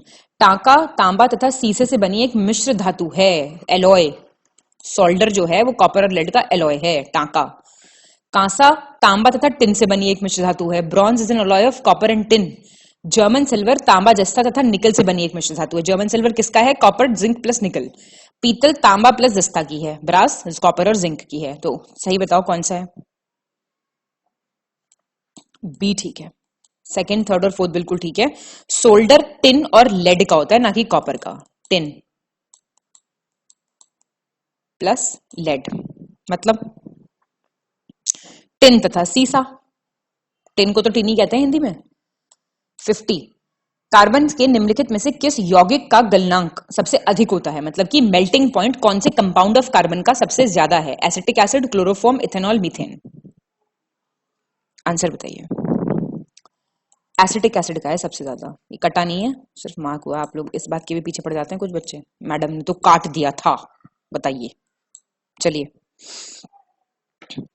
तो मेल्टिंग पॉइंट, और देखिए इतना आप याद तो नहीं रख पाएंगे, लेकिन मैं आपको एक बारी बस बता देती हूँ कि मेल्टिंग पॉइंट और बॉइलिंग पॉइंट जो है ना, एसिटिक एसिड का मेल्टिंग पॉइंट जो है वो 290 केल्विन है, ठीक है, और बॉइलिंग पॉइंट 391 केल्विन है। क्लोरोफॉर्म का 209 है क्या गलनांक, और बॉइलिंग पॉइंट मतलब क्या होता है क्वथनांक, वो कितना है, वो है आपका 334। इथेनॉल का देख लो 156 है एमपी, और बीपीएस का 351, और मिथेन का 90 है और बीपी है 111। तो इसका बॉइलिंग पॉइंट और देखो मेल्टिंग पॉइंट दोनों ही सबसे ज्यादा है एसिटिक एसिड का। किन किन चीजों में पाया जाता है एसिटिक एसिड, ये क्वेश्चन आता है पेपर में, ये और बताओ जरा। शगुन का क्वेश्चन आ चुका है, निम्नलिखित में से गलत विकल्प का चयन करें, सिलेक्ट द इनकरेक्ट ऑप्शन, और चेहरे पे हमेशा हंसी रखो, टेढ़ी ही सही। कार्बन सबसे अधिक यौगिकों का निर्माण करता है, कार्बन सबसे ज्यादा कंपाउंड बनाता है। ग्राफीन नाइट्रोजन का समस्थानिक है, मतलब आइसोटोप है ग्राफीन नाइट्रोजन का। ग्रेफाइट का उपयोग पेंसिल का लेड बनाने में यूज होता है, graphite is used to make pencil lead. आजकल तो एप्पल की पेंसिल है भैया लोगों के पास, कौन यूज कर रहा है लेड पेंसिल, कर रहे हैं आप, नहीं कर रहे हैं, करनी चाहिए, पेंसिल से काम किया कीजिए। तो ग्राउंडेड रहता है इंसान, ऐसा मेरा मानना है, आपका नहीं भी हो सकता। 51 का आंसर क्या हो जाएगा, 51 का आंसर बी हो जाएगा। जिसे इसे देख के नहीं समझ आई बात, उसे कभी नहीं समझ आएगी। ग्राफीन किसका है भाई, ग्राफीन कार्बन का ही तो कंपाउंड है, आइसोटोप है, और कार्बन सबसे ज्यादा बनाता है, और ग्रेफाइट तो आपको पता है यूज होता है पेंसिल की लेड में। 52 निम्नलिखित में से गलत विकल्प का चयन करें, सिलेक्ट द इनकरेक्ट ऑप्शन। ठोस कार्बन डाइऑक्साइड शुष्क बर्फ, solid carbon dioxide dry ice. Carbaryl कवकनाशी के रूप में प्रयुक्त, फंजीसाइड की तरह यूज होता है कार्बरिल। टेफ्लॉन क्या होता है, ये पॉलीमर है, बहुलक है किसका, टेट्राफ्लूरोएथाइलीन का, पॉलीमर ऑफ टेट्राफ्लूरोएथाइलीन बहुलक। फुलरीन कार्बन का एक अपरूप है, एलोट्रोप है कार्बन का। इनकरेक्ट आप मुझे बताएंगे जरा। इनकरेक्ट है बी, कार्बरिल या फिर सेवन समझते हैं, SEVIN, ये इंसेक्टिसाइड है, कीटनाशक है, कवकनाशक नहीं है। ऐसे ही खेल करेगा वो पेपर में, ये तो बच्चे बता देंगे ठीक है, ये भी बता ही देंगे, तो ये गलत है। 53 निम्नलिखित में से गलत विकल्प का चयन करें, select the incorrect option. Silicon oil का उपयोग भारी मशीनों में स्नेहक के रूप में किया जाता है, as a lubricant in heavy machines. Silicon oil powder आपका हाइड्रोजन, नाइट्रोजन एवं ऑक्सीजन, इनमें से हाइड्रोजन में न्यूट्रॉन नहीं होता है, hydrogen does not have neutron. मिट्टी का तेल, हाइड्रोजन, कोयला तथा डीजल, इनमें से हाइड्रोजन न्यूनतम वायु प्रदूषण करता है, मतलब hydrogen causes minimum air pollution. भारी जल का रासायनिक सूत्र DTO है, the chemical formula of heavy water. बताइए गलत कौन सा है।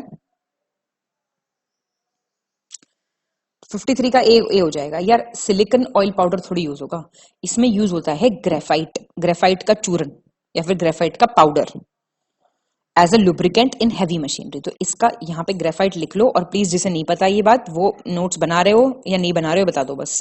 13 टेस्ट हो गए मुझे कहते कहते, फोटो अब तक एक ने नहीं पोस्ट करी है, इतने ज्यादा, और ट्रोल करने सबसे आगे आ जाते हैं। देखो मजे की बात, इन सब चीजों में नहीं करते हैं। मुंह बंद कर दो मेरा, फेंक के मारो मेरे सामने अपनी A4 शीट जो नोट्स बना रहे हो, तो मैं अगले टेस्ट में थोड़े ना कहूंगी ये बात, आपके फायदे की है। केमिकल फॉर्मूला ठीक है, ये भी ठीक है, बस और तो कुछ नहीं बताना इसमें। हाँ चलो 54 निम्नलिखित में से गलत विकल्प का चयन करें, सिलेक्ट द इनकरेक्ट ऑप्शन। भारी जल परमाणु रिएक्टरों में मंदक और शीतलक दोनों की तरह प्रयुक्त होने वाला पदार्थ है, heavy water as a moderator and a coolant. Water gas carbon monoxide और हाइड्रोजन का एक सममोलर मिश्रण है, मतलब it is an equimolar mixture, water gas of carbon monoxide and hydrogen. बताओ दोनों ठीक है, याद कर लो दोनों। हैवी वाटर DTO अभी ऊपर देखा ना, एक टेस्ट में आपकी बहुत सारी चीजें प्रिपेयर हो जाएंगी अगर आप देखें कायदे से तो। और उससे एक चीज और होगी, बाद की ट्रोलिंग बहुत आसान हो जाएगी आपकी, जब हम कहेंगे ना हमारे पढ़ाई में से आया है, तब आप कमेंट करना नहीं जी आपके पढ़ाई में से नहीं आया, हमने नोट्स बनाए थे और हमने टॉपिक बनाया था। अच्छा कुछ भी नहीं कर सकते हो ना अगर, if you people can not do anything, मैं मान रही हूं आप बहुत आलसी हो, तो आप एटलीस्ट एक इंडेक्स बना लो कि ये टॉपिक टेस्ट में करा दिए गए हैं। जैसे अब DTO है, DTO करा दिया, ऐसे टॉपिक वाइज एटलीस्ट आप एक वो बना सकते हो आइटिनरी या फिर इंडेक्स, तो उससे आपका थोड़ा आइडिया लग जाता है उससे प्रिपरेशन में, ठीक है। चलो 55 पे आ गए ना हम। गलत ऑप्शन हमें सिलेक्ट करना है, we have to select the incorrect option. जल की स्थायी कठोरता कैल्शियम और मैंगनीज के क्लोराइड्स और सल्फेट्स के कारण होती है। परमानेंट हार्डनेस होती है ना पानी में, हार्ड वाटर नहीं बोलते, जैसे दिल्ली विल्ली का पानी बहुत हार्ड है, बाल्टी वगैरह में भी जम जाता है, वाइट, तो वो होती है क्लोराइड्स और सल्फेट्स ऑफ कैल्शियम और मैंगनीज से। वर्षा का पानी का शुद्धतम रूप है, मतलब रेन वाटर जो है वो प्योरेस्ट फॉर्म है वाटर की। क्लोरीन गैस पीने के पानी को शुद्ध करने के लिए उपयोग में लाई जाती है। उत्क्रम प्रसारण की प्रक्रिया द्वारा समुद्री जल को शुद्ध जल में बदला जा सकता है, रिवर्स ऑस्मोसिस से सी वाटर को आप प्योर वाटर बना सकते हो। तो बताओ जरा कौन सा गलत है? गलत है ए। यार मैंगनीज थोड़ी होगा, मैंगनीज देखते ही आपको याद आना चाहिए कैल्शियम और मैग्नीशियम होगा, देखा, उसकी वजह से होती है। और वर्षा का पानी, ये बाकी तीनों चीजें प्लीज याद रखना, ठीक है। चलो 56, निम्नलिखित में से सही विकल्प का चयन करें, सेलेक्ट द करेक्ट ऑप्शन। फिटकरी गंदे पानी को स्कंदन द्वारा स्वच्छ करती है। एलम जो है, एलम समझते हैं, फिटकरी, it purifies dirty water bye coagulation. वनस्पति तेल से वनस्पति घी बनाने में प्रयुक्त होने वाली गैस हाइड्रोजन है। ये वैसे तो आजकल कौन ही यूज करता है, लेकिन क्वेश्चन आते रहते हैं इस पे। निकेल का उपयोग वनस्पति तेलों के हाइड्रोजनीकरण में उत्प्रेरक के रूप में किया जाता है, कैटलिस्ट के तौर पे। हाइड्रोजनेशन ऑफ वेजिटेबल ऑयल पढ़ते हो ना 9th क्लास की केमिस्ट्री, 9th क्लास की साइंस, बल्कि 9th में थी भी कहां अलग, physics chemistry maths biology, sorry. बताओ आंसर सही कौन सा है? डी है सही, तीनों है सही, बिल्कुल ठीक बात है। एलम कैसे साफ करती है पानी को? कोऑगुलेशन से।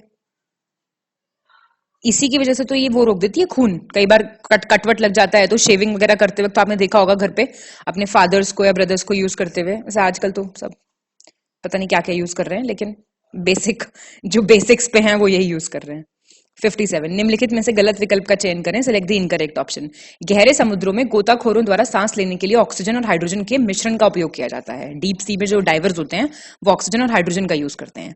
सरसों के उत्पादन तथा उसमें तेल की मात्रा बढ़ाने में गंधक बहुत उपयोगी है। गंधक क्या होता है? सल्फर। डॉक्टर द्वारा एनेस्थीसिया के रूप में उपयोग की जाने वाली हास्य गैस नाइट्रस ऑक्साइड है। लाफिंग गैस जो है ना, वो एज एन एनेस्थीसिया यूज होती है, नाइट्रस ऑक्साइड। आपको गलत बताना है कौन सा है। 57 का बताओ आंसर। पहला गलत है। देखो जो ये डाइवर्स होते हैं ना, ये लोग ऑक्सीजन और हीलियम, कभी आपने सुना है कि हाइड्रोजन यूज हो रही है? ऑक्सीजन प्लस हीलियम यूज होती है बाय डाइवर्स, ठीक है। ये इंपॉर्टेंट है, दोनों देख लेना। 59, निम्नलिखित में से कौन सा विकल्प सही है? क्रिप्टॉन एक अक्रिय गैस है, इनर्ट गैस है, जिसे स्ट्रेंजर गैस भी कहा जाता है, ठीक है। नाइट्रोजन गैस का प्रयोग हवाई जहाजों के टायरों में भरने के लिए किया जाता है, to fill the tyres of aeroplanes. Phosphorus की कमी को पूरा करने के लिए कीटभक्षी पौधे कीटों को पकड़कर खा जाते हैं। इंसेक्टिवोरस प्लांट्स जो होते हैं ना, वो इंसेक्ट्स को खाते हैं to meet the need for phosphorus deficiency. तो आपको बताना है इसमें से कौन सा करेक्ट है। कौन सा करेक्ट है? बी करेक्ट है। अब देख लो क्यों। जेनॉन एक गैस है इनर्ट, जिसको स्ट्रेंजर गैस कहते हैं। ये एक फैक्ट है, इसमें आप कुछ नहीं कर सकते। Xenon is the answer. और नाइट्रोजन फिल होती है टायर्स में, और ये इंसेक्टिवोरस प्लांट्स जो हैं ये फास्फोरस की कमी को नहीं पूरा करते, नाइट्रोजन की कमी को पूरा करते हैं प्लांट्स खा के। आप मुझे इंसेक्टिवोरस प्लांट्स के कुछ एग्जांपल्स के नाम बताइए जरा, कमेंट डाउन करके। 59, निम्नलिखित में से गलत विकल्प का चयन करें, select the incorrect option. Tubelight में कम दाब पर पारे की वाष्प और ऑर्गन मुख्यतः गैस भरी होती है। मेनली जो ट्यूबलाइट में भरा होता है वो मरकरी वेपर होता है और आर्गन होता है एट लो प्रेशर। कमरे के तापमान अर्थात सामान्य ताप पर ब्रोमीन एवं मरकरी द्रव के रूप में पाए जाते हैं। ब्रोमीन और मरकरी जो हैं वो found in liquid form at room temperature, ये बोल रहा है ये। मरकरी के यौगिकों का उपयोग पीड़ानाशक के रूप में किया जाता है। Compounds of mercury are used as analgesic. हैलोजनों में फ्लोरीन सबसे अधिक अभिक्रियाशील है। फ्लोरीन जो है मोस्ट रिएक्टिव है सारे हैलोजेंस में से। तो आप बता दीजिए मुझे आंसर इसका, जो पता होगा आपको। सी है इसका आंसर। मरकरी नहीं यूज होता है कहीं एनाल्जेसिक में, कहीं सुना है आपने ये? ब्रोमीन यूज होता है, ब्रोमीन, पेन किलर। और बाकी ठीक है बिल्कुल। ब्रोमीन और मरकरी लिक्विड फॉर्म में पाए जाते हैं रूम टेम्परेचर में, बाकी सब ठीक है ये ऑप्शंस। तो ये है, आप देख सकते हैं इसको। नेक्स्ट 60, निम्नलिखित में से सही विकल्प का चयन करें, सिलेक्ट द करेक्ट ऑप्शन। अश्रु गैस में क्लोरीन का इस्तेमाल किया जाता है। Chlorine is used in tear gas. Helium gas अक्रिय और ज्वलनशील होने के कारण इसका उपयोग हवा से भरे गुब्बारों में किया जाता है। हीलियम क्योंकि इनर्ट है और नॉन फ्लेमेबल है, इसलिए बलून्स में इसका यूज होता है। आपको बताना है कौन सा सही है, बताओ। दोनों ठीक है, इजी था ये तो, इसमें कुछ ऐसे कोई वो नहीं था। बस याद रखना क्लोरीन टीयर गैस में यूज होती है, बाकी ये तो आसान क्वेश्चन है। स्टेटमेंट 61, निम्नलिखित में से गलत विकल्प का चयन करें, सिलेक्ट द इनकरेक्ट ऑप्शन। ये नीले हरित शैवाल के बारे में है, regarding blue green algae, important. इसे साइनोबैक्टीरिया कहा जाता है। यह द्विकोशिकीय है, मतलब बाइसेलुलर बैक्टीरियम है ये जीवाणु। इस जीवाणु का उपयोग धान की फसल के लिए मिट्टी में वायुमंडलीय नाइट्रोजन को संस्थापित करने के उद्देश्य से किया जाता है। मतलब इस बैक्टीरिया को यूज किया जाता है for the purpose of fixing atmospheric nitrogen in the soil for the paddy crop. यह प्रकाश संश्लेषण से ऊर्जा ग्रहण करके वायुमंडलीय नाइट्रोजन का भूमि में स्थिरीकरण करता है। क्या करता है ये? एटमॉस्फेरिक नाइट्रोजन को फिक्स करता है सॉइल में। एनर्जी कहां से लेता है? फोटोसिंथेसिस से। आंसर बी हो जाएगा। ये द्विकोशिकीय नहीं है, दिस इज यूनिसेलुलर। ये एक कोशिकीय है, बस इतना फर्क है, यूनिसेलुलर है ये। बाकी बिल्कुल ठीक है, इंपॉर्टेंट है ये। 62, निम्नलिखित में से सही विकल्प का चयन करें, सिलेक्ट द करेक्ट ऑप्शन। जल में कार्बन डाइऑक्साइड प्रवाहित करके बनाया गया सोडा पानी अम्लीय प्रकृति का होता है। मतलब सोडा वाटर बनता है ना, जब कार्बन डाइऑक्साइड पास करते हैं वाटर में, तो ये बोल रहा है ये एसिडिक होता है। नीला थोथा कॉपर एवं सल्फेट का एक यौगिक है। Blue vitriol is a compound of copper and sulphate. पानी की टंकी में कवक को नष्ट करने के लिए जिंक सल्फेट का इस्तेमाल किया जाता है। फंगस को मारने के लिए वाटर टैंक में जिंक सल्फेट यूज होता है। आपको बताना है सही कौन सा है। पहला और दूसरा ठीक है, तीसरा क्यों गलत है? आपको पता है पानी की टंकी में जिंक सल्फेट नहीं यूज होता है, कॉपर सल्फेट यूज होता है। क्या होता है कॉपर सल्फेट का फॉर्मूला? कमेंट डाउन करके बताओ। Copper sulphate. 63, निम्नलिखित में से सही विकल्प का चयन करें, select the correct option. Washing soda, इनका नाम है chemical name, sodium bicarbonate, caustic soda, sodium carbonate, bleaching powder, calcium oxychloride और baking soda, sodium hydroxide. Confusing वाले सारे एक ही जगह लिखे हुए हैं, बता दो फटाफट। ब्लीचिंग पाउडर, बाकी गलत है। अब देखो यहीं पे सारा कंफ्यूजन होता है। वॉशिंग सोडा सोडियम बाइकार्ब नहीं है, सोडियम कार्ब है बस ये। और कॉस्टिक सोडा क्या होता है? सोडियम हाइड्रोक्साइड है ये, ठीक है। और आपका बेकिंग सोडा क्या होता है? बेकिंग सोडा सोडियम बाइकार्ब है, ये खाने वाला सोडा जिसको बोलते हैं, ठीक है। बेकिंग सोडा केक्स में और इन सब में जो यूज होता है। 64, गलत विकल्प का चयन करें, सिलेक्ट द इनकरेक्ट ऑप्शन। सभी जैव यौगिकों में सबसे अधिक अनिवार्य मूल तत्व कार्बन है, मतलब most essential element in all the organic compounds. प्रथम विश्व युद्ध में मस्टर्ड गैस का इस्तेमाल रासायनिक हथियार के रूप में किया गया था। मस्टर्ड गैस केमिकल वेपन की तरह यूज हुई थी वर्ल्ड वॉर 1 में। सिगरेट लाइटर में ब्यूटेन और प्रोपेन गैस के मिश्रण का उपयोग किया जाता है, mixture of butane and propane. Bhopal gas त्रासदी मिथाइल आइसोसाइनेट के रिसाव के कारण हुई थी। तो बताओ, गलत बता दो। सी, सिगरेट लाइटर्स में सिर्फ ब्यूटेन होती है। इसको सिगरेट लाइटर ना बुला के सिर्फ लाइटर भी बुला सकते हैं, वैसे ब्यूटेन होती है, इट इज नॉट प्रोपेन, ठीक है। चलो, पर लाइटर और पर्पस के लिए भी यूज होते हैं। स्पेसिफिकली सिगरेट लाइटर में ब्यूटेन और सिर्फ ब्यूटेन यूज होती है, नॉट प्रोपेन। अच्छा, बाकी के लाइटर में बता सकता है कोई? गैस जिससे जलाते हैं हम घर की, उसमें क्या यूज होती है? गैस होती है उसमें कोई, या वो ऐसे इग्निशन से यूज होता है? सोचो थोड़ा सा और बताओ मुझे। 65, निम्नलिखित में से सही विकल्प का चयन करें, select the correct option. 100 degree के तापमान पर मीथेन को जलाने से कार्बन ब्लैक प्राप्त होता है, जिसका उपयोग छपाई के काम में किया जाता है। कार्बन ब्लैक मीथेन को जब 100 डिग्री पे यूज करते हैं, जलाते हैं, and it is used in printing work. धान के खेत को मीथेन गैस के उत्पादन के लिए जाना जाता है। पैडी फील्ड को टू प्रोड्यूस मीथेन गैस।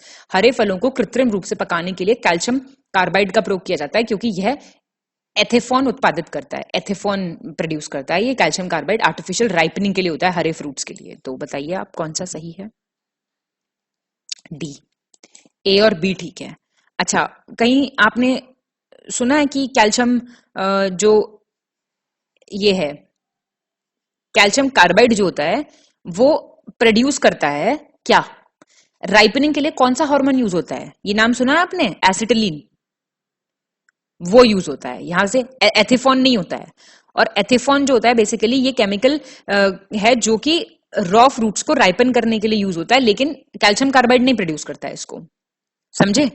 तो ये प्रोड्यूस करता है एसिटिलीन, याद रखना ये चीज है, एसिटिलीन।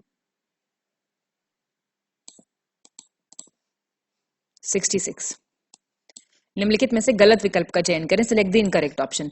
वेल्डिंग में उपयोग की जाने वाली गैसें ऑक्सीजन और एसिटिलीन है। वेल्डिंग में पायरीन का उपयोग अग्निशामक के रूप में किया जाता है, फायर एक्सटिंग्विशर पायरीन। अम्लीय वर्षा के लिए सल्फर डाइऑक्साइड गैस जिम्मेदार है, sulphur dioxide acid rain. Freon का उपयोग प्रशीतक के रूप में किया जाता है, रेफ्रिजरेंट के रूप में। गलत बताओ कौन सा है?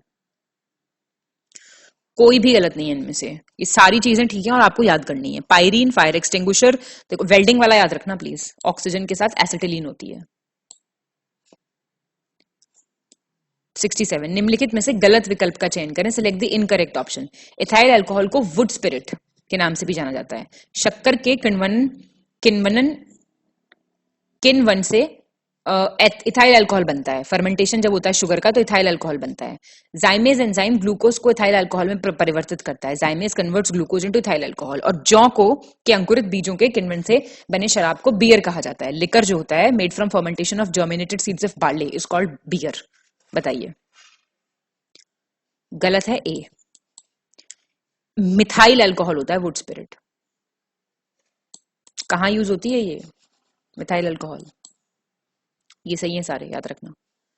68 निम्नलिखित में से गलत विकल्प का चयन करें, सिलेक्ट द इनकरेक्ट ऑप्शन। शीरा अल्कोहल के उत्पादन के लिए अति उत्तम कच्चा माल है। क्या? मोलासिस।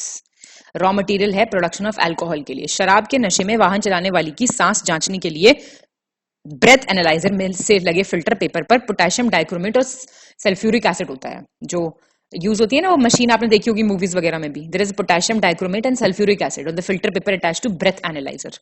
बताइए गलत कौन सा है? कोई भी नहीं है गलत। ये इंपॉर्टेंट है, ये वाला पॉइंट जनरली नहीं पता होता है, ये तो ठीक है पता होता है। 69 निम्नलिखित विकल्पों में से गलत विकल्प का चयन करें, इनकरेक्ट ऑप्शन। प्राकृतिक रबर एथिलीन का एक बहुलक है, पॉलीमर ऑफ एथिलीन। रेशम, ऊन तथा चमड़ा प्राकृतिक बहुलक हैं। Silk, wool and leather are natural polymers. Teflon, polystyrene तथा पॉलिथीन थर्मोप्लास्टिक हैं, परंतु न्यूप्रीन थर्मोप्लास्टिक नहीं है, थर्मोप्लास्टिक नहीं है बेसिकली, यहाँ पे गलत लिखा हुआ है। और स्टार्च, कपास तथा प्रोटीन सभी बहुलक हैं, मतलब स्टार्च, कॉटन और प्रोटीन सब पॉलीमर्स हैं। इंपॉर्टेंट क्वेश्चन है, ए है आंसर। नेचुरल रबर जो है आइसोप्रीन का पॉलीमर है, आइसोप्रीन का। ये बाकी सारे बिल्कुल ठीक हैं। थर्मोप्लास्टिक हैं टेफ्लॉन, पॉलिस्टीरीन और पॉलिथीन, नियोप्रीन नहीं है। इसे रट लो, थर्मोप्लास्टिक पे बहुत क्वेश्चन आ रहे हैं हर साल। 70 गलत विकल्प का चयन करें, सिलेक्ट द इनकरेक्ट ऑप्शन। ऐसा भी हो सकता है कि हमने इतने सारे क्वेश्चंस, हमें इतने सारे स्टेटमेंट बेस्ड हम लोग इसलिए बनाते हैं क्वेश्चंस जिससे एग्जाम में आपके क्वेश्चन सही होने के चांसेस ज्यादा हो जाएं, ठीक है? तो ये बड़े इंपॉर्टेंट होते हैं क्वेश्चंस ऐसे वाले, और पूछता है ये हर साल। और प्लीज टेस्ट सीरीज के साथ साथ आप प्रीवियस ईयर भी हमारे चैनल पे से सॉल्व कर सकते हैं, उससे आपको यकीन भी हो जाएगा हम सही करा रहे हैं गलत। बुलेट प्रूफ जैकेट के निर्माण में केवलार नामक बहुलक का प्रयोग किया जाता है, पॉलीमर केवलार। बुलेट प्रूफ खिड़की के निर्माण में पॉलीकार्बोनेट नामक बहुलक यूज होता है, polycarbonate. Bullet proof Windows. Bullet proof पदार्थ के निर्माण में पॉलीएमाइड नामक बहुलक का प्रयोग किया जाता है, पॉलीमर कॉल्ड पॉलीएमाइड। कोई भी बुलेट प्रूफ मटेरियल है मान लो। बुलेट प्रूफ जैकेट के निर्माण में पायरेक्स कांच और क्राउन कांच के मिश्रण का उपयोग किया जाता है, मतलब कि पायरेक्स ग्लास और क्राउन ग्लास। क्वेश्चन आते हैं इन पे, आंसर डी। ये जो है ये क्राउन ग्लास और ये वाला ग्लास नहीं यूज होता है, यहां पे लैमिनेटेड ग्लास यूज होता है, ठीक है? Laminated glass.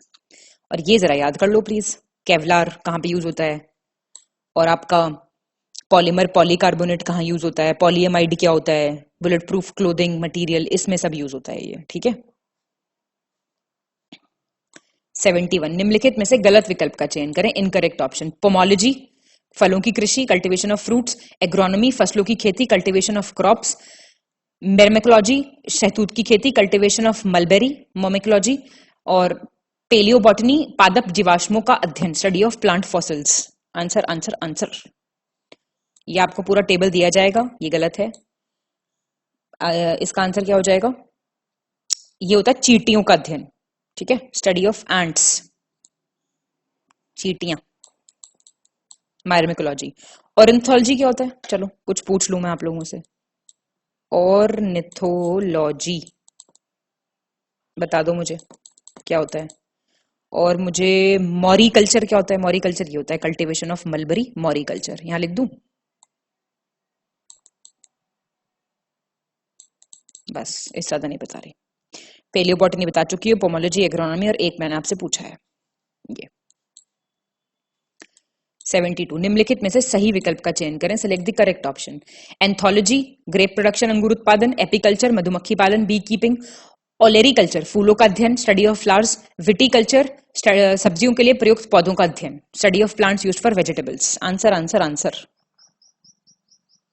सही इसमें से सिर्फ एक है, एपीकल्चर, बी कीपिंग। क्यों? एंथोलॉजी क्या होता है? एंथोलॉजी होता है फूलों का अध्ययन, और ओरेलिकल्चर क्या होता है? प्लांट्स और वेजिटेबल्स का, और ये विटीकल्चर होता है अंगूर उत्पादन। ठीक है, यहाँ पे अंगूर बना देते हैं, आई होप अंगूर लग रहा है। चलिए 73 निम्नलिखित में से सही विकल्प का चयन करें, select the correct option. Charles Darwin ने पुस्तक द ओरिजिन ऑफ स्पीशीज लिखी है, इंग्लिश वालों को तो पता चल गया होगा। चार्ल्स डार्विन ने सर्वप्रथम जैव विकास को समझाया था, क्या समझाया था? Biological evolution. लेमार्क ने विकास के उत्परिवर्तन सिद्धांत का प्रतिपादन किया था, लेमार्क ने क्या किया था? Mutation theory of evolution. Hugo de Vries ने विकासवाद के सिद्धांत का प्रतिपादन किया था, theory of evolution, Hugo de Vries. बताइए सही पूछ रहा है ए, ये तो सबको पता है, बच्चों बच्चों को पता है। तो Charles Darwin, origin of species, survival of the fittest, come posts में ऐसी तो सर्वाइव हो गए। लेमार्क ने सबसे पहले बायोलॉजिकल एवोल्यूशन बताया था, बायोलॉजिकल एवोल्यूशन लेमार्क ने बताया था। ये बायोलॉजिकल, यहां पे लिख देती हूँ ये ऐसे, लेमार्क। और आपका लेमार्क ने, ह्यूगो डी वाइज ने म्यूटेशन थ्योरी बताई थी, ह्यूगो डी वाइज ने म्यूटेशन थ्योरी बताई थी, और चार्ल्स डार्विन ने बताया था थ्योरी ऑफ एवोल्यूशन। ठीक है, CD, कंफ्यूज मत होना। 74 गलत विकल्प का चयन करें, सिलेक्ट द इनकरेक्ट ऑप्शन। नील हरित शैवाल पृथ्वी पर मौजूद सबसे पुराना जीव है, ब्लू ग्रीन एल्गे जो है वो ओल्डेस्ट लिविंग ऑर्गेनिज्म है इस धरती का। प्राकृतिक वर्ण को विकास का मुख्य कारण माना जाता है, नेचुरल सिलेक्शन को, main factor of evolution. Mammoth हाथी के पूर्वज थे, मैमथ्स जो थे जो एक्सटिंक्ट हो चुके हैं, they were the ancestors of elephants. ये पूछ रहा है ये, बताओ सारे ठीक है? अच्छा क्वेश्चन है, प्रिपेयर कर लो। 75 निम्नलिखित में से गलत विकल्प का चयन करें, सिलेक्ट द इनकरेक्ट ऑप्शन।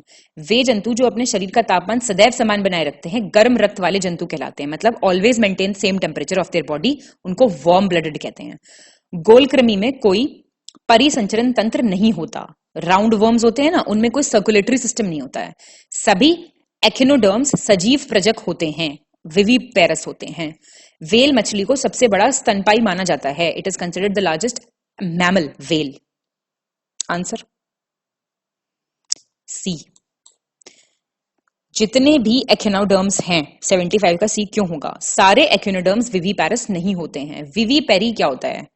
आप जानते हैं विविपेरी किसको बोलते हैं?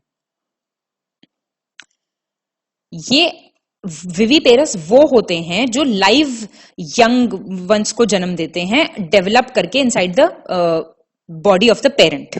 ठीक है, मतलब जो बच्चे को जन्म देता है इंस्टेड ऑफ लेइंग एग्स, अंडे देने की जगह जो बच्चे को जन्म देता है। ठीक है, चलो 76 गलत विकल्प का चयन करें, select the incorrect option. Dolphin को मत्स्यों में वर्गीकृत किया गया है, dolphins are classified as fishes. Seal एक प्रकार के स्तनपायी जंतु हैं, सील वो समझते हो ना, जैसे ब्लैक सा होता है, एकदम चिकना सा, बहुत ज्यादा स्लिपरी होता है, पता है ना सील क्या है? उभयचर मतलब जब कोई क्वेश्चन कराया जा रहा है तो इमेज बन के आ रही है सील की, जैसे मेरे सामने इस वक्त सील आ रहा है यहाँ पे बना हुआ, आपके सामने आ रहा है। उभयचर वर्ग के अंतर्गत ऐसे जंतु आते हैं जो जल और स्थल दोनों में रह सकते हैं, मतलब एम्फीबियंस कौन होते हैं? जो पानी और लैंड दोनों पे रह सकते हैं। नीलगाय मृग प्रजाति के अंतर्गत आती है, नीलगाय कम्स अंडर एंटीलोप स्पीशीज। बताइए गलत कौन सा है? पहला गलत है, डॉल्फिन मैमल है, फिश नहीं है dolphin. Dolphin is a mammal, मतलब डॉल्फिन स्तनधारी है। बाकी ठीक है, ये इंपॉर्टेंट है, क्वेश्चन आ चुका है इस पे। 77 निम्नलिखित में से गलत विकल्प का चयन करें, select the incorrect option. Morphine अफीम का मुख्य अवयव है, मतलब मॉर्फिन मेन कंपोनेंट है ओपियम का। अफीम पौधे के अपरिपक्व फल के लेटेक्स से प्राप्त होता है। लेटेक्स समझते हैं, चिपचिपा सा निकलता है पदार्थ। एक ओपियम जो है वो लेटेक्स से निकलता है from the अनराइपन fruit of the plant. Morphine पौधों की पत्तियों से प्राप्त की जाती है। मॉर्फिन अब बोल रहा है लीव्स से मिलता है प्लांट की। हेरोइन अफीम पोस्ता से प्राप्त की जाती है। हेरोइन जो है वो ओपियम पॉपी से प्राप्त की जाती है। तो सारे ड्रग्स यहीं करा दिए जाएंगे आपको। बताइए गलत कौन सा है? सी। मॉर्फिन जो है वो फल है, पत्ती नहीं है। इट इज द फल, it is the fruit. Rest all are correct और आपको पढ़ लेने हैं सारे। 78 निम्नलिखित में से गलत विकल्प का चयन करें, select the incorrect option. Noscapine पोस्ता से प्राप्त किया जाता है। Noscapine is obtain from Poppy.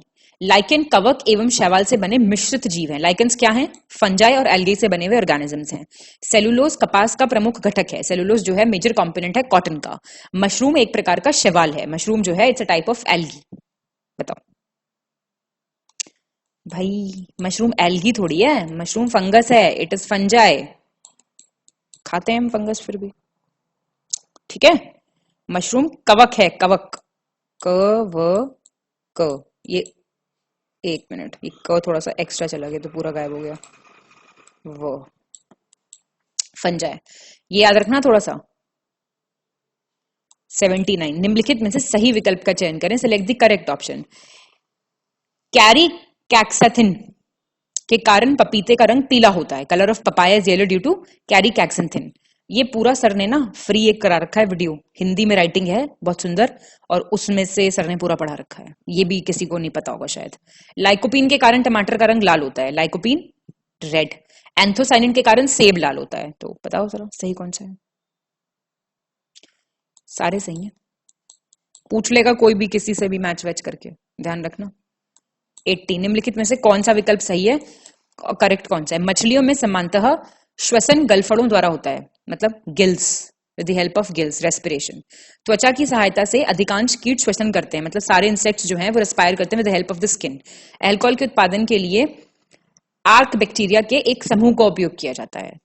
तो बताओ सही कौन सा है? सिर्फ पहला सही है। क्यों? रेस्पिरेशन जो है फिशेज में तो पढ़ा ही आपने, गिल्स के थ्रू होता है। सारे इंसेक्ट्स जो हैं रेस्पायर करते हैं with the help of what?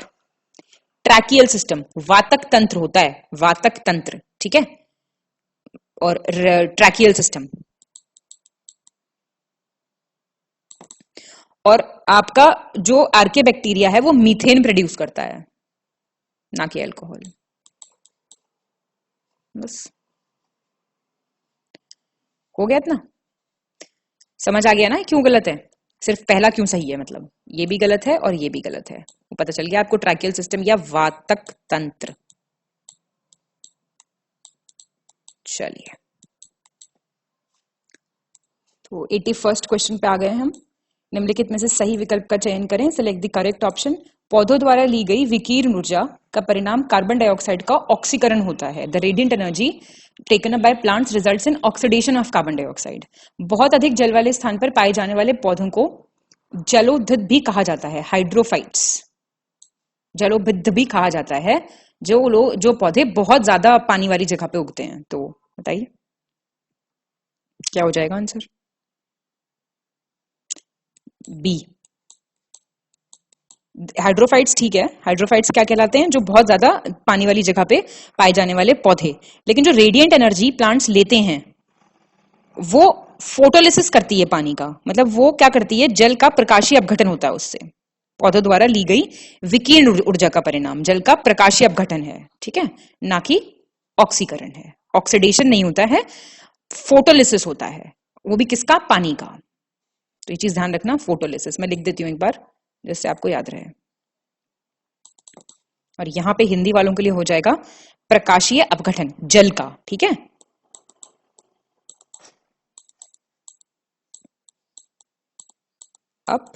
अपघटन पानी का। 82 निम्नलिखित में से सही विकल्प का चयन करें, select the correct option. Triticale, ये क्या होता है? गेहूं और राई को परस्पर संकरण से तैयार किया जाता है। म्यूचुअल हाइब्रिडाइजेशन जब व्हीट और राई का किया जाता है तो ट्रिटिकल बनता है। लेग हीमोग्लोबिन, लेग्यूमिनोस कुल के पौधों जैसे अल्फा अल्फा और सोयाबीन आदि की मूल ग्रंथियों में पाई जाती है। जो लेग हीमोग्लोबिन होता है कहाँ पाया जाता है? रूट ग्लैंड्स में पाया जाता है, जो लेज्यूमिनोस फैमिली के प्लांट्स हैं, जैसे कि अल्फा अल्फा सोयाबीन। और शहतूत, अनानास तथा कटहल सोरसिस कुल से संबंधित हैं, मतलब सोरसिस फैमिली के हैं, मलबरी, पाइनएप्पल एंड जैकफ्रूट। बताइए, ठीक है तीनों? कुछ चीजें थोड़ी सी प्रोनाउंसिएशन में डिफिकल्ट हैं, थोड़ी सी हमें डिफिकल्ट लगती हैं, लेकिन अगर आप थोड़ा सा देखेंगे, ट्रिटिकल बेसिकली एक मैन मेड सीरियल है, मानव निर्मित अनाज है ये, और ये हम व्हीट और राई का हाइब्रिडाइजेशन होता है, उससे ये बनता है। बाकी चीजें तो एज इट इज आपको याद रखनी है। 83, निम्नलिखित में से गलत विकल्प का चयन करें, सिलेक्ट द इनकरेक्ट ऑप्शन। डूबने से हुई मृत्यु का पता लगाने के लिए एकॉक्सीय डाइटम को इसके समूह का उपयोग किया जाता है। यूनिसेलुलर डाइटम्स यूज होते हैं जिससे पता लगता है कि the death has been caused by drowning. Quinine malaria के इलाज की प्रमुख दवा सिंकोना पौधे की छाल से प्राप्त होती है। क्विनिन जो है वो प्रिंसिपल ड्रग है ट्रीटमेंट ऑफ मलेरिया के लिए। ये कहां से मिलती है? Bark of the cinchona plant से। रेशम का कीड़ा शहतूत की पत्तियों पर पलता है। सिल्कवॉर्म जो है थ्राइव्स ऑन मलबरी लीव्स। बताएंगे आप मुझे? कोई भी गलत नहीं है, ठीक बातें हैं बिल्कुल। ये दोनों तो बहुत ही कॉमन फैक्ट्स हैं, और ये थोड़ा आप देख सकते हैं अगर आपको नहीं पता था तो। 84, निम्नलिखित में से कौन सा विकल्प सही है? करेक्ट, सल्फेनिक अम्ल, सल्फ्यूनिक एसिड जो है, इसके कारण प्याज के छिलके उतरने पर आंसू आते हैं, टीयर्स, जो हम प्याज छीलते हैं जब। कैप्साइन के कारण ही मिर्च या काली मिर्च में तीखापन होता है। जो पंजेंसी होती है ना चिली में या ब्लैक पेपर में, वो कैप्सियन के कारण होती है। लहसुन की अभिलाक्षणिक गंध, ओडोर जो है, उसका कारण है फ्लोरीन का यौगिक, मतलब या फिर कंपाउंड्स ऑफ फ्लोरीन। तो बताइए कौन सा सही है? पहला और दूसरा ठीक है, आपको तीसरे पे एकदम से अलार्म बजना चाहिए था। सल्फर कंपाउंड्स की वजह से ये स्मेल आती है, ना कि फ्लोरीन। फ्लोरीन का क्या मतलब है भाई लहसुन में? 85, सही नहीं है, नॉट करेक्ट। कॉर्क और नमक पौधे की छाल से प्राप्त किया जाता है। कॉर्क समझते हैं? ये बार्क ऑफ द प्लांट है, जिसका मतलब ओक नामक, कॉर्क ओक नामक पौधे की छाल से प्राप्त किया जाता है। ओक। आलू का तना खाने योग्य भाग होता है। स्टेम जो होती है ना पोटैटो की, that is the edible part. लौंग एक प्रकार का मसाला है जो पौधों की जड़ों से प्राप्त किया जाता है। क्लोव, ये बहुत इंपॉर्टेंट क्वेश्चन है। हल्दी पौधों के तने से प्राप्त होती है। टर्मरिक स्टेम से प्राप्त होती है। बता दीजिए कौन सा गलत है? सी, ये रूट से नहीं होती है प्राप्त, ये प्रीवियस ईयर का क्वेश्चन भी है। ये पौधे की कली से प्राप्त होती है, बड। बाकी सब ठीक है। निम्नलिखित में से गलत विकल्प का चयन करें, सेलेक्ट द इनकरेक्ट ऑप्शन। नाभिक के अलावा कोशिका में माइटोकॉन्ड्रिया तथा हरित लवक नामक कोशिकांग में डीएनए पाया जाता है। जो न्यूक्लियस के अलावा डीएनए जो है वो सेल ऑर्गेनेली, जिसको माइटोकॉन्ड्रिया और क्लोरोप्लास्ट, उसमें मिलता है। सौर ऊर्जा को क्लोरोप्लास्ट में एटीपी में परिवर्तित किया जाता है। सोलर एनर्जी जो है वो कन्वर्ट होती है एटीपी में इन the form of in the chloroplast. और क्या फुल फॉर्म है एटीपी की? मानव शरीर की कोशिकाओं में पाए जाने वाला गणसूत्रों की कुल संख्या 23 जोड़ी होती है, मतलब 23 पेयर्स, नंबर ऑफ क्रोमोसोम्स जो ह्यूमन बॉडी के सेल्स में मिलते हैं। आपको इनकरेक्ट बताना है कौन सा है। ठीक है सारे। एटीपी की फुल फॉर्म बताइए आप मुझे, जिससे मुझे याद रहे। 87, लसिका कोशिकाएं एक प्रकार की श्वेत रक्त कोशिकाएं होती हैं जो निम्नलिखित में से किनके द्वारा निर्मित होती हैं? लिम्फ सेल्स की बात हो रही है। They are the type of white blood cells are produced by which of the following? प्लीहा, स्प्लीन, थाइमस ग्रंथि, थाइमस ग्लैंड, अग्नाशय, पैनक्रियाज, अस्थि मज्जा, बोन मैरो। आंसर सी, 1, 2 और 4। जो लिम्फ सेल्स हैं वो व्हाइट WBC हैं, तो याद रखना आपको। और lymph gland, spleen, thymus gland और बोन मैरो से ये प्रोड्यूस होते हैं। तो पैनक्रियाज इसमें नहीं है। निम्नलिखित में से गलत विकल्प का चयन करें, सेलेक्ट द इनकरेक्ट ऑप्शन। कोशिका झिल्ली की बाहरी एवं भीतरी परतें लिपिड द्वारा बनी होती हैं। आउटर और इनर लेयर जो है सेल मेम्ब्रेन की, वो लिपिड से बनी है। जीवों में अनुवांशिक लक्षण गणसूत्रों द्वारा संतानों तक पहुंचाई जाती है। हेरिडिटरी कैरेक्टरिस्टिक्स जो है ऑर्गेनिजम्स की, वो कैरी ऑफ होते हैं बाय क्रोमोसोम्स। डीएनए जीव कोशिकाओं के अनुवांशिक लक्षणों के नियंत्रक के लिए जिम्मेदार होता है। डीएनए रिस्पॉन्सिबल है for the control of genetic characteristics. जीवों के शरीर में अनुवांशिकता की मूलभूत इकाई जीन है। जीन बेसिक यूनिट है। बताइए, गलत बताइए आप। पहला गलत है, देखो देखो तुम्हें कुछ नहीं आता इस क्वेश्चन के बारे में, बेसिक तो आता है तुम्हें, ये 3 चीज तुम्हें पता है तो अपने आप ये हो जाएगा आंसर। आउटर और इनर लेयर जो है सेल मेम्ब्रेन की वो प्रोटीन से बनी होती है, और जो मिडल लेयर है बीच वाली लेयर वो लिपिड से बनी होती है, बस इतना ध्यान रखना। झिल्ली की बाहरी एवं भीतरी परतें प्रोटीन द्वारा निर्मित होती हैं, और बीच वाली मिडल लिपिड से बनी होती है। 89, निम्नलिखित में से कौन से नाइट्रोजन स्थिरीकरण करने वाले जैव उर्वरक हैं? नाइट्रोजन फिक्सिंग बायोफर्टिलाइजर पूछ रहा है, इंपॉर्टेंट है ये बहुत। राइजोबियम, एजिटोबैक्टर, एजोस्पेरिलम और एसिटोबैक्टर, बताओ। तो आसान है, देखते ही मारो सारे, ठीक है। क्या है ये? एजोला, ग्रीन एल्गे, और भी बता देती हूँ नाम 1-2। ये सब क्या है? नाइट्रोजन फिक्सिंग बायोफर्टिलाइजर्स हैं। निम्नलिखित में से किस अस्थि को क्लेविकल के नाम से जाना जाता है? क्लेविकल कौन सी बोन को? Breast bone, collar bone, knee cap, shoulder blade? Collar bone को। अब आप देख लो जरा बोन्स और उनका जो नाम है। ब्रेस्ट बोन को क्या बोलते हैं? अभी हिंदी इंग्लिश मत करना प्लीज। स्टर्नम। कॉलर बोन को क्या बोलते हैं? क्लेविकल। नी कैप को क्या कहते हैं? पैटेला या पटेला, जैसे भी। शोल्डर ब्लेड क्या होता है? स्कैपुला, ये तो सुना होगा। 91, निम्नलिखित में से गलत विकल्प का चयन करें। Incorrect option. शल्य क्रिया में गुर्दा प्रतिरोपण को ऑर्थोप्लास्टी के नाम से जाना जाता है। सर्जरी में जो किडनी ट्रांसप्लांट है उसको आर्थ्रोप्लास्टी बोलते हैं। मनुष्य के शरीर में पैर की हड्डी ठोस होती है, सॉलिड होती है, लेग बोन। मनुष्य के शरीर में पसलियों की कुल संख्या 12 जोड़ी होती है। टोटल नंबर ऑफ रिब्स कितना है ह्यूमंस में? 12 पेयर्स। मनुष्य की खोपड़ी में अस्थियों की कुल संख्या 29 है। Total number of bones in human skull is 29। Answer A. Arthroplasty kidney transplant थोड़ी कहलाता है, क्या कहलाता है बताओ? तो पढ़ा होगा। हिप जॉइंट का जो रिप्लेसमेंट होता है, कूल्हे के जोड़ का प्रतिस्थापन, ऑर्थोप्लास्टी के नाम से जाना जाता है। हिप जॉइंट यहां पे लिख देती हूं, याद रहे जिससे। तो 2 बार देखो वीडियो तो मेरी कहीं भी बात याद रहेंगी। निम्नलिखित में से गलत विकल्प का चयन करें। Select the incorrect option. मानव शरीर में अधिकांश पाचन छोटी आंत में होता है। मोस्ट ऑफ द डाइजेशन जो है वो स्मॉल इंटेस्टाइन में होता है। मनुष्य की मुख गुहा से में वसा का पाचन प्रारंभ होता है। बकल कैविटी जो है ना, वहां से फैट का डाइजेशन स्टार्ट होता है। एक क्वेश्चन आ चुका है। लार स्टार्च के पाचन में सहयोग करती है। सलाइवा जो है डाइजेस्ट करता है स्टार्च को। आपको इनकरेक्ट बताना है कौन सा है। बी, सेकंड गलत है। आपको बता दूं मैं, पहली चीज तो ये है कि कार्बोहाइड्रेट का डाइजेशन स्टार्ट होता है यहां पे बकल कैविटी में। कार्बोहाइड्रेट समझते हो, ठीक है। और स्टार्च की डाइजेशन में हेल्प करता है सलाइवा। ये पक्का से याद रखना, ये ऐसे क्वेश्चन बहुत पूछता है। फैट कहां पे डाइजेस्ट होता है, प्रोटीन कहां पे डाइजेस्ट होता है, तो आप बताएंगे मुझे कहां होता है, ठीक है।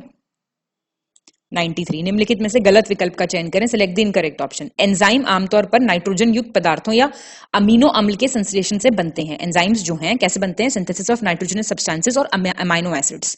जैव रासायनिक प्रतिक्रियाओं को उत्प्रेरित करने या उनकी गति को बढ़ाने के लिए एंजाइम जैव उत्प्रेरक के रूप में कार्य करते हैं। एंजाइम्स जो हैं they act as biocatalysts to catalyse और accelerate the speed of biochemical reactions. आपको बताना है गलत कौन सा है। कोई भी नहीं है गलत, बेसिक चीजें हैं। तो एंजाइम्स क्या होते हैं? बेसिकली एंजाइम्स एक्चुअली प्रोटीन्स होते हैं, ये तो पता है आपको। एंजाइम्स जो हैं वो प्रोटीन होते हैं। तो आमतौर पे नाइट्रोजन युक्त पदार्थ है अमाइनो अम्ल का संश्लेषण से यही बनते हैं, ठीक है। 94, सही विकल्प का चयन करें। Select the correct option. मानव शरीर में प्रोटीन का पाचन अमाशय से प्रारंभ होता है। बताइए, अब अभी आ ही गया क्वेश्चन। डाइजेशन ऑफ प्रोटीन्स कहां से स्टार्ट होता है? स्टमक से। ट्रिप्सिन एक एंजाइम है जो प्रोटीन के पाचन में मदद करता है। ट्रिप्सिन हेल्प करता है in the digestion of protein. Amylose नामक एंजाइम स्टार्च के जल अपघटन द्वारा ग्लूकोज का उत्पादन करता है। एंजाइम है एमाइलेस, वो क्या होता है? वो प्रोड्यूस करता है glucose bye hydrolysis of starch. Answer ठीक है तीनों बातें। तो प्रोटीन तो मैंने आपको बता दिया कहां होता है डाइजेस्ट, आपको पता चल गया। कार्बोहाइड्रेट्स कहां होते हैं? कार्बोहाइड्रेट्स बकल कैविटी में होते हैं। आप मुझे फैट बताइए कहां होता है। अंत की ओर बढ़ते हुए 95, निम्नलिखित में से सही विकल्प का चयन करें। करेक्ट ऑप्शन बहुत इंपॉर्टेंट ही है ये। रेटिनॉल चिलियोसिस बीमारी किसकी वजह से, किसकी कमी की वजह से होती है? बेसिकली थायमीन, रतौंधी, नाइट ब्लाइंडनेस, राइबोफ्लेविन, बेरीबेरी और निकोटिनिक एसिड, पेलेग्रा। सही सही सही, बताइए बताइए बताइए। निकोटिनिक है, नाइसिन पेलेग्रा होता है, बिल्कुल ठीक है, क्वेश्चन आ चुका है पेपर में। और आपका राइबोफ्लिम क्या होता है? ये क्या अच्छा, ये होता है विटामिन, मैं लिख देती हूँ B3, ठीक है। और राइबोफ्लेविन क्या होता है? विटामिन B2, और इसकी वजह से होता है चेलियोसिस, ये ऊपर वाला विटामिन, पहले तो इनके नाम लिख लो, B2। थायमीन क्या होता है? B1। और रेटिनॉल विटामिन ए, आजकल नाइट क्रीम्स वगैरह में जो बहुत चल रहा है, रेटिनॉल बेस्ड क्रीम्स। तो अब ये देख लो, रेटिनॉल की वजह से क्या होती है? नाइट ब्लाइंडनेस, रतौंधी। और थाइमीन बेरी, और राइबोफ्लिन ये ऊपर चिलियोसिस, और ये ठीक मैच्ड है, ठीक है। ये बड़े इंपॉर्टेंट है भाई। निम्नलिखित में से गलत विकल्प का चयन कीजिए। इनकरेक्ट ऑप्शन, विटामिन B7 पायरोक्सिडीन, और vitamin C ascorbic acid, vitamin D calciferol, vitamin E tocopherol. Incorrect बताना है आपको कौन सा है, पहला ही गलत है बस, बाकी ठीक है। ये याद कर लो as it is, ascorbic acid, calciferol, tocopherol. और आपका विटामिन B7 क्या है? बायोटिन, बड़ा चल रहा है ना आजकल, बायोटिन खाना चाहिए, बाल अच्छे हो जाते हैं, स्किन अच्छी हो जाती है, वही है ये। B6 क्या होता है? पायरोक्सिडिन होता है। ये जो पायरोक्सिडिन है B6 है, इसकी कमी की वजह से क्या होता है? एनीमिया होता है। और विटामिन B7 बायोटिन की वजह से डर्मेटिस होता है, स्किन डिजीज होती है। विटामिन C की कमी की वजह से स्कर्वी या फिर स्वेलिंग ऑफ गम्स, समझते हो? स्वेलिंग ऑफ गम्स, मसूड़ों की सूजन। D की कमी से रिकेट्स या फिर ऑस्टोमेलेशिया हो जाता है। क्या होता है ऑस्टोमेलेशिया? हड्डियों की बीमारी होती है। और विटामिन E की कमी से क्या होता है? विटामिन E टोकोफेरॉल की कमी से फर्टिलिटी, कम प्रजनन होता है। और विटामिन के आप मुझे बता दो जरा, चलो इसका एक तो नाम बताओ मुझे, और इसकी कमी से क्या होता है? 97। थायराइड ग्रंथि निम्नलिखित में से किस रोग के से प्रभावित होती है? थायराइड ग्लैंड किससे प्रभावित होता है? तपेदिक, ट्यूबरकुलोसिस, गोइटर, ल्यूकेमिया, टाइफाइड। तो आसान आसान आसान आसान आसान है, इसमें क्या करना है? कुछ भी नहीं। ट्यूबरकुलोसिस से क्या अफेक्ट होते हैं भाई? लंग्स, हमारे क्या फेफड़े। गोइटर से थायराइड ग्लैंड होता है। ल्यूकेमिया से क्या होता है? बोन मैरो होता है इफेक्ट। और टाइफाइड से क्या इफेक्ट होती है? ये पता है किसी को टाइफाइड किस चीज पे असर डालता है? इंटेस्टाइन्स पे, तभी तो डायरिया होता है इस टाइम पे। टाइफाइड बुखार चढ़ता है ना, इंटेस्टाइन्स पे असर डालता है वो।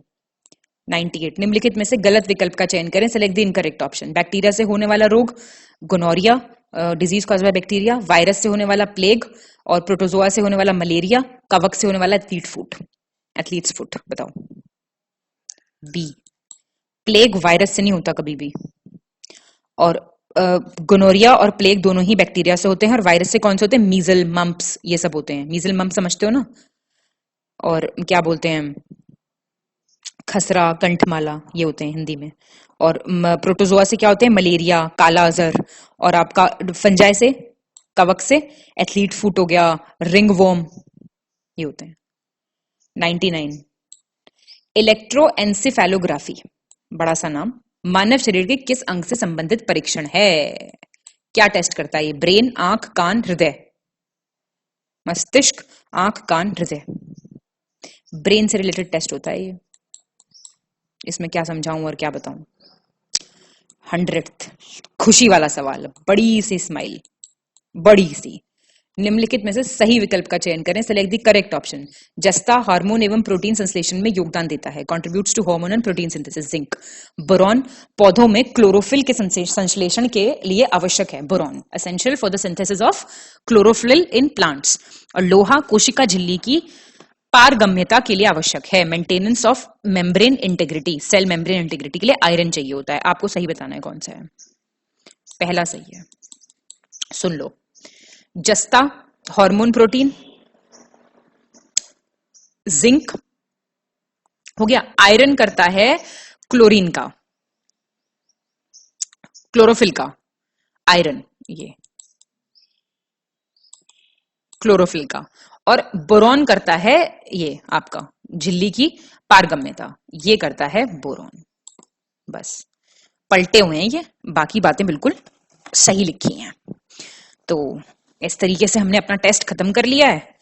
और मुझे पूरी उम्मीद है कि साइंस का टेस्ट आप लोगों ने थोड़ा सीरियसली लिया होगा। साइंस जनरली वीक होता है बच्चों का, हमें लगता है हमें आता है, लेकिन गलतियां हो जाती हैं। तो प्लीज इस पे आपको थोड़ा सा ध्यान देना है, अच्छे से तैयारी करनी है, और अपना हमें कमेंट जरूर बताना है करके अपना score. All the best to all of you. पढ़ते रहिए बढ़िया तरीके से। स्टडी फॉर सिविल सर्विसेज आपके साथ है, सदैव तैयार। चलिए, हैव अ नाइस टाइम।